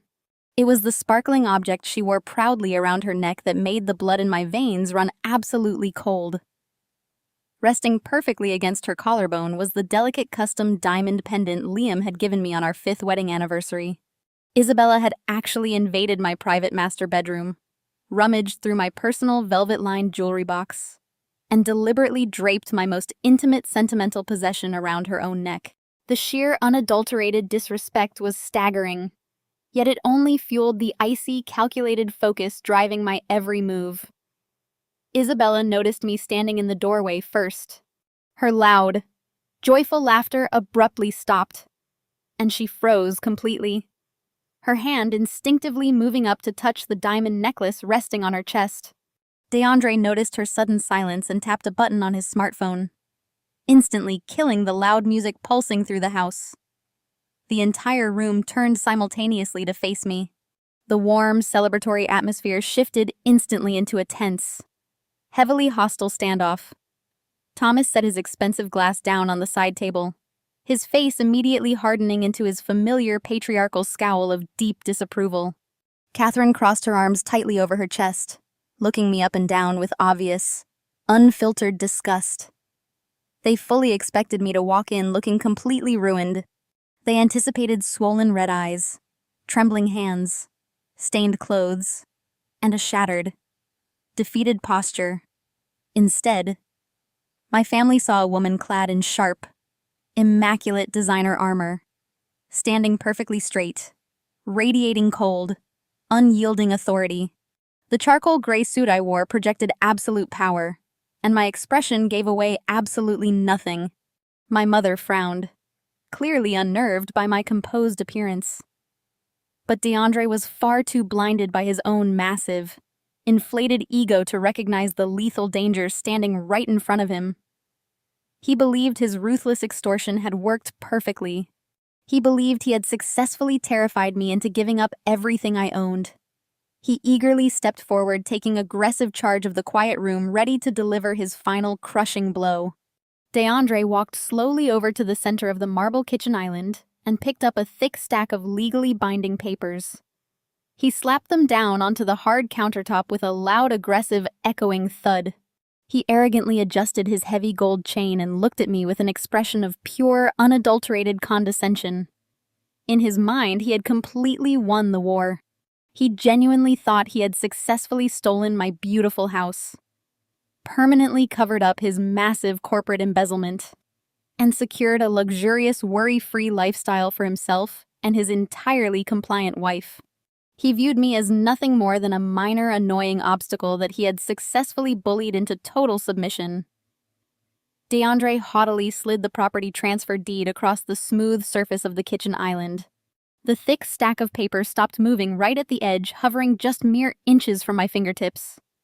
He reached deep into the breast pocket of his tailored jacket, pulled out a heavy silver pen, and tossed it carelessly straight at my chest. The metal pen bounced harmlessly off the lapel of my designer jacket and clattered loudly onto the pristine hardwood floor, rolling a few inches before coming to a complete stop near the tip of my stiletto heel. To prolong his moment of dominance, he deliberately adjusted his expensive gold watch. A watch I immediately recognized as another item purchased with funds stolen from my late husband. My parents stood completely still behind him, eagerly waiting for me to break down and accept my designated role as the ultimate loser in their twisted game. The air in the room grew heavy and suffocating, but I did not break my unyielding stare. I simply looked down at the pen resting on the floor. "Sign it and we might let you visit Leo on holidays." He mocked a cruel, victorious smile, twisting his face as he waited for my final surrender. I kept my hands folded neatly in front of me. The absolute legal slaughter was finally ready to begin right now. I did not even glance at the heavy silver pen resting near the toe of my black stiletto heel. I kept my posture perfectly rigid, maintaining direct, unyielding eye contact with DeAndre. The smug, victorious expression plastered across his face began to falter just a fraction of an inch as my silence stretched out. He expected me to scramble to pick up the pen and weep over the documents. He expected capitulation. Instead, I slowly unclasped the brushed metal latch of my leather briefcase. The sharp mechanical click echoed loudly in the tense atmosphere of the kitchen. My mother let out an impatient sigh, crossing her arms tighter across her chest. Thomas frowned, leaning forward slightly in the vintage armchair. Isabella stopped bouncing, Leo shifting her weight nervously from one foot to the other. She reached up again to touch the stolen diamond pendant resting against her collarbone. DeAndre shifted his stance, attempting to project dominance, but his eyes darted toward the briefcase I had just opened. I reached inside the dark leather compartment and pulled out the thick manila folder I had prepared with Harrison. I placed it onto the marble island right next to the fraudulent transfer deed DeAndre had so arrogantly presented. I did not rush. I let the visual weight of the folder settle into the room. I flipped open the heavy cover, revealing a stack of perfectly crisp legal documents stamped with official Blue County seals and notarized watermarks. "I cannot sign that, DeAndre. You see, Liam's name was never on this house." The words hung in the air, suspended in the sudden, suffocating quiet. DeAndre blinked, his brow furrowing as his brain struggled to process the sentence. Isabella let out a sharp scoff, shaking her head in denial. Catherine rolled her eyes, clearly thinking this was just another pathetic attempt to delay the inevitable. Thomas stood up from the armchair, taking 2 steps toward the kitchen island. "What kind of nonsense are you talking about?" "Naomi," my father demanded, his voice thick with irritation. "You and Liam bought this estate together. It was your marital home. His will clearly dictates that his half of the property goes to his biological son. Stop playing these ridiculous games and sign the transfer." I ignored my father completely, keeping my gaze locked onto DeAndre. I reached into the manila folder and pulled out the very first document. It was the original certified master deed to the $1.8 million property. I slid the heavy paper across the smooth marble countertop, pushing it directly over DeAndre's fake transfer papers. I tapped my index finger against the bold printed text at the top of the page. "Read it," I commanded, my voice echoing with absolute authority. "Read the owner of record." DeAndre leaned forward, his eyes scanning the document. He expected to see my name and Liam's name listed as joint tenants. Instead, his eyes snagged on a string of unfamiliar corporate text. I watched his pupils dart back and forth, reading the sentence again and again as if the words might magically change. "This house is legally owned by a private anonymous limited liability company," I explained clearly, projecting my voice so Isabella and my parents could hear every single syllable. "An LLC that I established 7 years ago using my own personal assets. I am the sole managing member and the exclusive owner of that corporate entity. Liam did not contribute a single penny to the purchase of this property. His name has never appeared on the deed, the mortgage, or the municipal tax records. He was legally speaking nothing more than a tenant living in a house owned entirely by my holding company." The color began to rapidly drain from DeAndre's face. The aggressive, confident posture he had maintained all evening suddenly collapsed. His broad shoulders slumped and his mouth opened slightly. The profound legal reality of my words was crashing down on his head like a concrete block. "Do you understand what that means?" "DeAndre?" I asked, leaning forward slightly across the marble island. "It means your carefully crafted masterpiece is mathematically impossible. A man cannot legally bequeath an asset he does not own. Liam had absolutely no legal authority to leave this house to anyone, because it was never his property to give away. Therefore, the will you produced at the funeral, the document you so proudly claimed was his final dying wish, is an undeniable, irrefutable forgery. It is a fabricated piece of garbage. That is impossible." Isabella shrieked, clutching Leo tighter against her chest. "You are lying. You are just trying to steal my son's inheritance. The county clerk does not lie." "Isabella," I replied coldly without taking my eyes off her husband. "And neither does the federal government. By presenting a forged will to seize assets you do not own, you just committed felony fraud. By attempting to force me to sign away my corporate property using blackmail and public defamation, you just committed criminal extortion. You handed me the exact physical proof I needed to put you behind bars. You wrote a fake will giving away a house that Liam did not own. You are a complete fool." DeAndre stumbled backward, hitting the edge of the stainless refrigerator. His chest heaved as panic finally set in. He looked down at his expensive watch, the watch he bought with stolen money, then looked wildly toward the front door. He realized the Friday deadline he had pushed so hard to enforce had just become his own execution date. The trap had slammed shut. He was standing in a house he could not steal, holding a forged document that guaranteed his imprisonment facing a woman he had completely underestimated. The victory party was entirely over. The relentless slaughter I had meticulously orchestrated was finally commencing. DeAndre was completely paralyzed by the sheer magnitude of his disastrous miscalculation, unable to speak a single word. Before the suffocating reality of the property deed could fully settle into their panicked minds, I reached back into the thick manila folder. I was not going to give them a single second to catch their breath or formulate a new lie. DeAndre remained frozen against the stainless refrigerator, his chest heaving with silent, frantic breaths. Isabella opened her mouth, her perfectly glossed lips trembling as she desperately searched for a way to spin this disaster back into her favor. She likely planned to claim Liam had verbally promised her the estate regardless of the paperwork. She never got the chance to speak. I pulled out a second stack of papers stapled at the top left corner and slammed it down onto the marble island right next to the deed. The sharp smack of the paper hitting the stone echoed like a gunshot in the quiet room. This document bore the distinct, highly recognizable letterhead of the most exclusive fertility clinic in the entire state of Illinois. The clinical logo sat proudly above several pages of dense medical terminology and laboratory results. My mother, Catherine, took a hesitant step forward, her eyes darting nervously toward the clinic logo. My father, Thomas, stood completely rigid, his patriarchal authority rapidly evaporating into pure confusion. They had no idea what they were looking at. They only knew that my calm, ruthless demeanor signaled absolute destruction.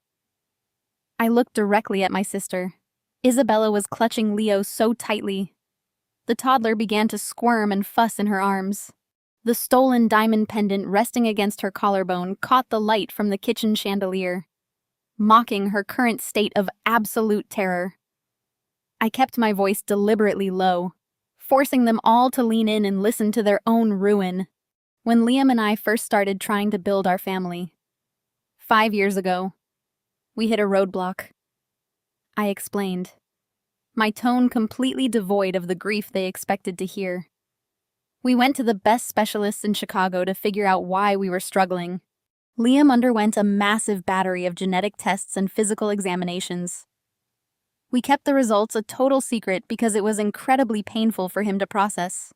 We wanted to protect his privacy and his pride from a family that constantly judges everyone based on superficial appearances. I tapped my manicured fingernail against the top page of the medical file. This is Liam's official medical record. It contains a comprehensive diagnosis confirmed by 3 independent board-certified specialists. Liam was born with a severe, irreversible genetic condition. He possessed an absolute 0 sperm count. My husband was 100% sterile from the day he was born until the day he died. It was biologically, medically, and physically impossible for him to ever father a child naturally. The silence that engulfed the living room was absolute. It was a heavy, crushing vacuum that sucked the remaining oxygen right out of the air. Catherine let out a strange, strangled gasp, covering her mouth with both hands. Thomas swayed slightly on his feet, his eyes wide with horrified realization. The golden image of their perfect daughter, the masterpiece they had sacrificed everything to protect, was shattering into a million ugly pieces right in front of them. I turned my lethal focus entirely onto Isabella, the smug, arrogant woman who had paraded around my kitchen just minutes ago was completely gone. Her face was chalk white, drained of all color. Her eyes were wide with a frantic, trapped panic. She looked like a cornered animal realizing the trap had just snapped completely shut. My husband was sterile. I stated the words cutting through the air like a serrated blade. So, Isabella, who did you sleep with to get pregnant? Or did DeAndre know he was raising another man's bastard this whole time? The reaction was instantaneous and explosive. Isabella let out a piercing, hysterical scream. It was not the fake, delicate crying she had performed so flawlessly at the funeral. It was a raw, guttural shriek of a narcissist whose entire reality had just been violently dismantled. She stumbled backward, almost dropping Leo, who immediately began wailing in terror at the sudden, chaotic noise. She shook her head wildly, denying the undeniable truth staring her right in the face. DeAndre reacted with murderous rage. His head snapped toward his wife, his eyes bulging with a terrifying mixture of shock and violent anger. The realization hit him with the force of a moving train.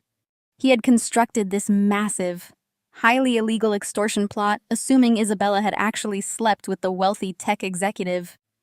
He thought he was using Liam's illegitimate child as a shield to cover up his own corporate embezzlement. Now he was staring at the terrifying reality that his wife was a pathological liar who had potentially cheated on him with some random stranger from a local bar. The child he was using as a prop for his massive fraud was entirely useless. The fake will. His entire criminal conspiracy was built on a biological impossibility. He lunged forward, his large hands clenching into tight fists, his face contorted into a mask of pure, unhinged fury. He looked ready to tear Isabella apart right there in the middle of my kitchen. Thomas and Catherine were completely paralyzed with shock. The revelation was too massive, too disgusting for their status-obsessed minds to compute. Their precious, perfect daughter was not a tragic victim of a forbidden romance with a wealthy executive. She was a reckless liar who had tried to steal a $1.8 million estate using a fake child and a forged document. The pristine family reputation they valued above all else was completely destroyed. I stood perfectly still watching the glorious, violent collapse of their entire world. They had tried to break me to steal my home and ruin my career. Now they were tearing each other to pieces. Section 18 label. Word count exactly 1,000 words. DeAndre let out a guttural roar that shook the glass fixtures above the kitchen island. Realizing his entire criminal enterprise was built on his wife's infidelity, completely shattered his arrogant facade. If he could destroy the medical records and the property deed, he foolishly believed he could still salvage his extortion plot. He lunged across the wide kitchen island. His massive hands swiped aggressively at the manila folder, knocking over my mother's crystal wine glass. The expensive red liquid splashed violently across the pristine white marble. Pooling around the edges of the fraudulent will he tried to force me to sign. I took a casual step backward entirely out of his reach. I let him frantically tear the medical records in half. He crumpled the property deed in his sweaty fists, panting heavily as he attempted to destroy the undeniable truth. He was acting like a desperate animal trapped in a corner, completely oblivious to the fact that I had already digitized and securely backed up every document in multiple offshore servers. Tearing paper would not save him from federal prison. You think ripping up paper changes the county records, DeAndre? I asked, my voice echoing with icy amusement. You think destroying a medical file impregnates a dead man? You are entirely out of your league. Isabella was sobbing hysterically, clutching her screaming toddler while pressing her back against the stainless steel refrigerator. My father, Thomas, finally snapped out of his paralyzed state. He stepped forward, reaching out to grab DeAndre's shoulder, attempting to restore some shred of order to the chaotic scene. DeAndre, stop this immediately, Thomas demanded, using his stern corporate tone. We need to call an attorney and figure out exactly what Isabella has done. Before DeAndre could shove my father atmosphere of the living room, it started as a distant wail, rapidly escalating into a deafening, ear-splitting screech. The sound of multiple high-decibel sirens completely drowned out Isabella. Panicked, sobbing, DeAndre froze. The crumpled documents dropped from his shaking hands, landing in the puddle of spilled wine. Brilliant flashes of intense red and blue light suddenly flooded through the massive floor, casting long, chaotic shadows across the hardwood floor. The flashing lights reflected off the crystal chandeliers, illuminating the absolute terror dawning on DeAndre's face. He looked toward the front windows, his eyes widening in pure horror as the screeching sirens stopped abruptly outside my front gates. Heavy doors slammed shut. Thick boots pounded against the pavement. DeAndre knew exactly what those lights meant. His Friday deadline had expired. The federal audit arrived early, and they brought tactical backup. No, DeAndre gasped, stumbling backward away from the kitchen island. No, they cannot be here yet. The audit was not supposed to happen until Monday. I accelerated the timeline, I stated coldly. I sent the blockchain tracking reports and your offshore routing numbers to the federal authorities yesterday. They found the missing $500,000, DeAndre. They know exactly how you embezzled it from Liam's cybersecurity firm. Heavy fists pounded violently against the heavy oak front door. The sound echoed like a battering ram. Federal Bureau of Investigation, a booming voice commanded from the front porch. Open the door immediately. DeAndre panicked. He spun around looking frantically for a back exit. He took 2 desperate steps toward the rear patio doors. But he was far too late. The heavy oak front door was violently kicked open. The heavy wood splintered inward, crashing loudly against the interior wall. A highly coordinated tactical team of federal agents and local police officers swarmed into the grand foyer. They moved with terrifying speed and precision. Dressed in dark tactical gear with weapons drawn and badges clearly displayed. "Get on the ground!" the lead agent roared, storming into the kitchen area and pointing directly at DeAndre. "Get on the floor right now. Show me your hands." DeAndre hesitated for a fraction of a second, his massive ego still struggling to accept his total defeat. That hesitation cost him dearly. 2 federal agents charged forward, grabbing his arms and violently tackling him to the expensive hardwood floor. The impact shook the room. DeAndre let out a sharp grunt of pain as his face was shoved hard against the wood, right next to the muddy footprints he had arrogantly tracked into my house just a few days ago.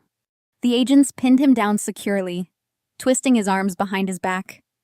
The sharp metallic click of heavy steel handcuffs ratcheting tightly around his wrists echoed through the room. "DeAndre Washington," the lead agent announced, his voice ringing with absolute authority. "You are under arrest for interstate wire fraud, corporate embezzlement, and federal conspiracy. You have the right to remain silent."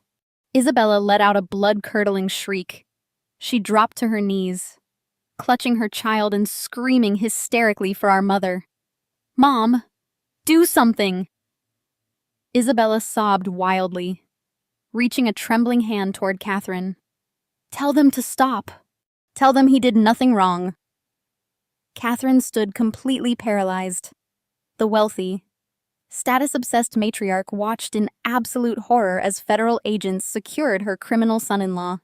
Thomas leaned heavily against the wall, clutching his chest, struggling to comprehend the massive criminal scandal that had just obliterated his pristine family reputation. They were totally helpless, trapped in a nightmare they had eagerly helped create. I calmly walked over to the side table. I picked up the delicate crystal wine glass Catherine had abandoned when the panic started. The very expensive Cabernet felt cool against my palm. I took a slow, deliberate sip, savoring the rich, complex flavor. I stood perfectly still, watching the federal agents haul DeAndre to his feet. I watched Isabella weeping on the floor. I watched my parents choking on their own ruined pride. I sipped my wine and watched their pathetic empire of lies burn completely to the ground. The federal agents dragged DeAndre out the front door and shoved him into the back of a waiting armored vehicle. The flashing red and blue lights gradually faded into the distance, leaving my home entirely silent once again. My parents scurried out shortly after, terrified of being associated with a federal arrest.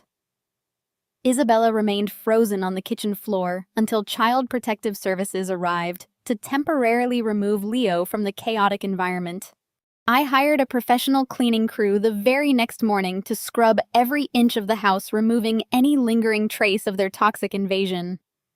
The following 6 months unfolded with the brutal, predictable efficiency of a collapsing Ponzi scheme.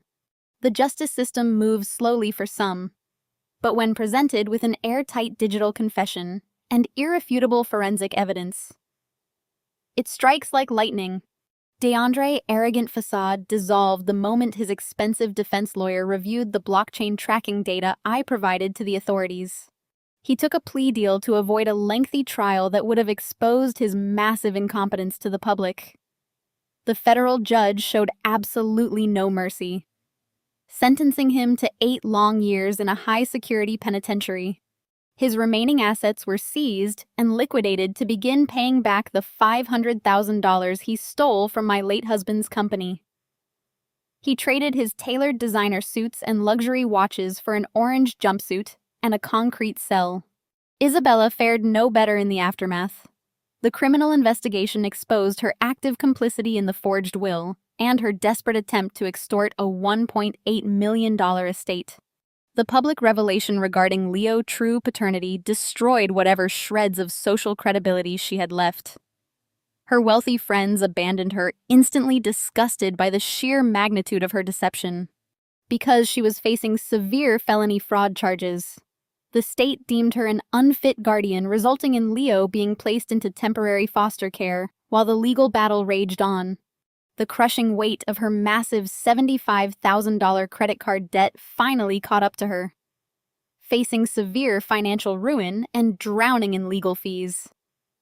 Isabella was forced to abandon her luxurious lifestyle.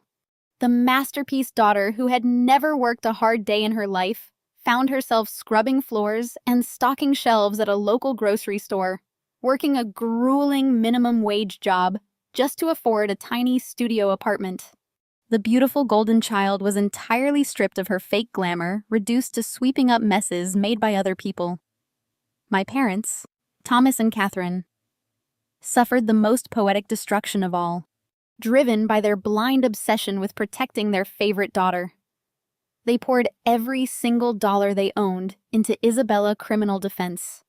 They liquidated their robust retirement accounts, sold their luxury vehicles, and mortgaged their immaculate suburban home to hire the most aggressive defense attorneys in Chicago. It was a completely futile effort against the mountain of forensic evidence I had carefully compiled. The exorbitant legal fees bled them entirely dry. Within 4 short months, the bank initiated foreclosure proceedings on their beautiful property. The respected corporate patriarch and the status-obsessed socialite were forced to declare total bankruptcy. Their prestigious country club memberships were revoked. Their affluent friends stopped returning their phone calls, terrified that the criminal taint might rub off on their own pristine reputations. Thomas and Catherine lost absolutely everything they valued in this world: their money, their house, and their precious social standing. They hit rock bottom on a rainy Tuesday afternoon. I was sitting at my sleek glass desk in my new corner office, overlooking the financial district, reviewing a highly lucrative corporate merger. The intercom on my desk buzzed sharply. My receptionist sounded slightly alarmed, stating that my parents were waiting in the lobby, demanding to see me immediately. They had bypassed the building security, claiming a massive family emergency. I smiled, looking down at the flawless financial reports spread across my desk. I pressed the intercom button and calmly instructed her to send them inside. The heavy glass door to my office swung open. Thomas and Catherine stumbled into the room looking completely unrecognizable. My father wore a wrinkled suit that hung loosely from his diminished frame. My mother possessed hollow, sunken eyes, her expensive highlights fading into a dull gray. They looked completely broken, thoroughly defeated by the massive consequences of their own toxic choices. Catherine immediately burst into frantic tears, rushing toward my desk, with her hands clasped together in a desperate pleading motion. "Naomi, please, you have to help us." She sobbed loudly, her voice echoing off the glass walls. "We lost the house. The bank took everything we owned. We have absolutely nowhere to go and no money left to pay for food. Isabella is struggling to survive and Leo is still in state custody. You are a wealthy, successful woman. You have plenty of resources. You must save us. We are your parents. We are your family. Please." "Naomi, family takes care of family." I sat perfectly still in my ergonomic leather chair, resting my hands flat against the cool glass surface of my desk. I looked at the 2 desperate people standing before me, remembering the day they coldly told me to pack my bags and surrender my home to a fraud. I remembered the vicious live stream where they publicly disowned me without a single ounce of hesitation. I pressed a silver button hidden beneath my desk, summoning the building security team. 2 large uniformed guards entered the office immediately, stepping behind my parents. I looked my mother directly in the eyes, projecting absolute zero emotion. "I only help real family," I stated, my voice razor-sharp and colder than ice. "You are just biological DNA to me. Get them out of my building and ensure they are permanently banned from the premises." Thomas's face crumpled into pure despair as the large security guards firmly grabbed their shaking arms and aggressively escorted them out the heavy glass door forever. The heavy glass door clicked shut, sealing my past away for good.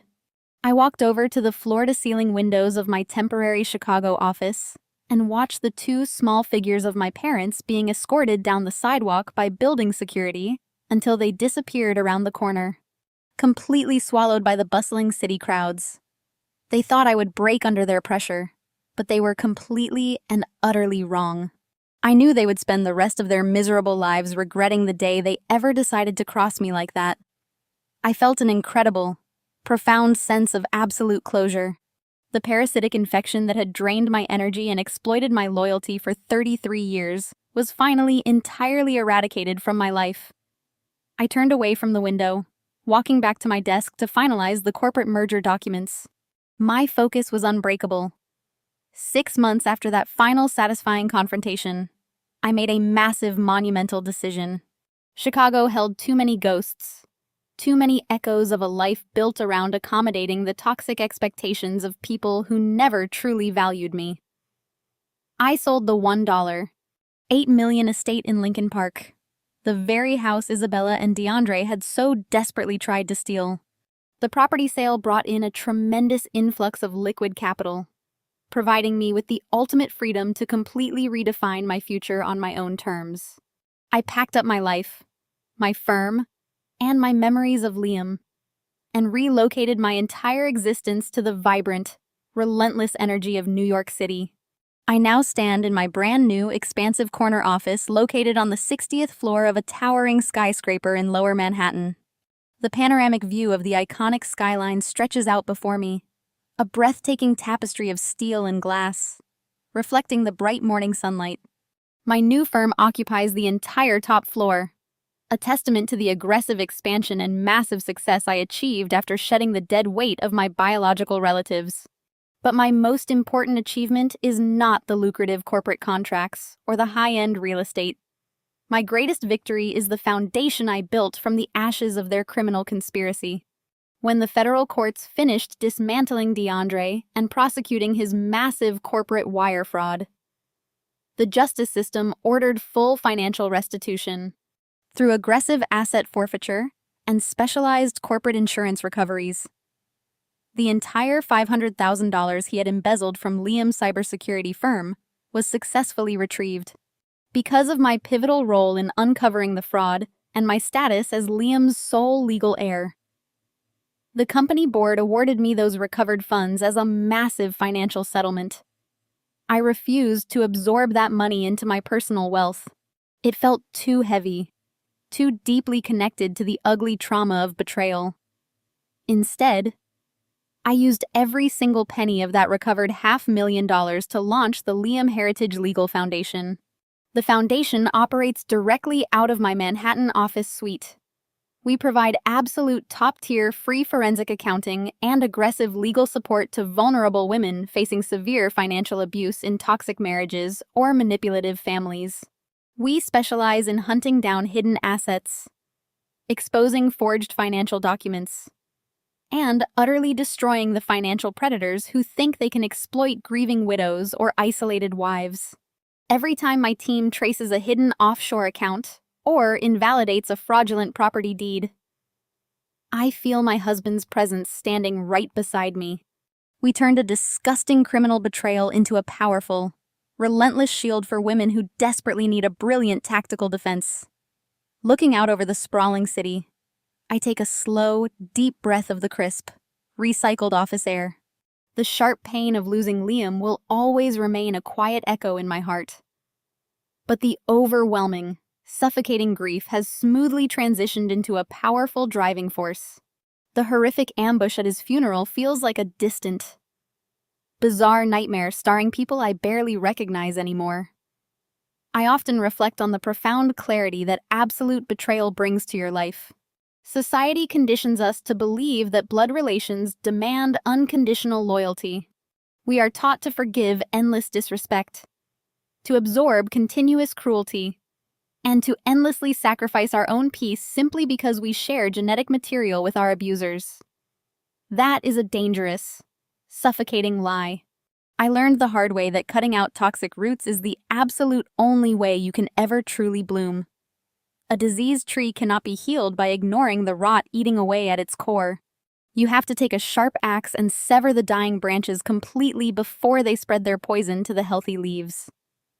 My parents and my sister demanded absolute devotion while eagerly planning my total destruction. They viewed my compassion as a weakness to be exploited, and my grief as a convenient financial opportunity. They believed their titles as mother, father, and sister granted them immunity from the consequences of their vile actions. True family is never determined by a birth certificate. True family is deliberately chosen. Family consists of the people who fiercely protect your dignity when you are broken. The people who stand like an iron wall between you and those who wish to do you harm. Family is the network of loyal friends, respected colleagues, and trusted allies who show up when the storm hits. Not the scavengers who circle overhead waiting for you to collapse. I built my chosen family here in Manhattan, surrounded by brilliant, resilient people who value my mind and respect my unyielding boundaries. I walked through the absolute darkest fires of grief and betrayal, and I emerged forged into something completely unbreakable. I am no longer the obedient, quiet sister, or the useful financial asset. I am the architect of my own incredible reality, completely untouchable and entirely free. Have you ever had to legally or emotionally destroy someone who thought they could walk all over you?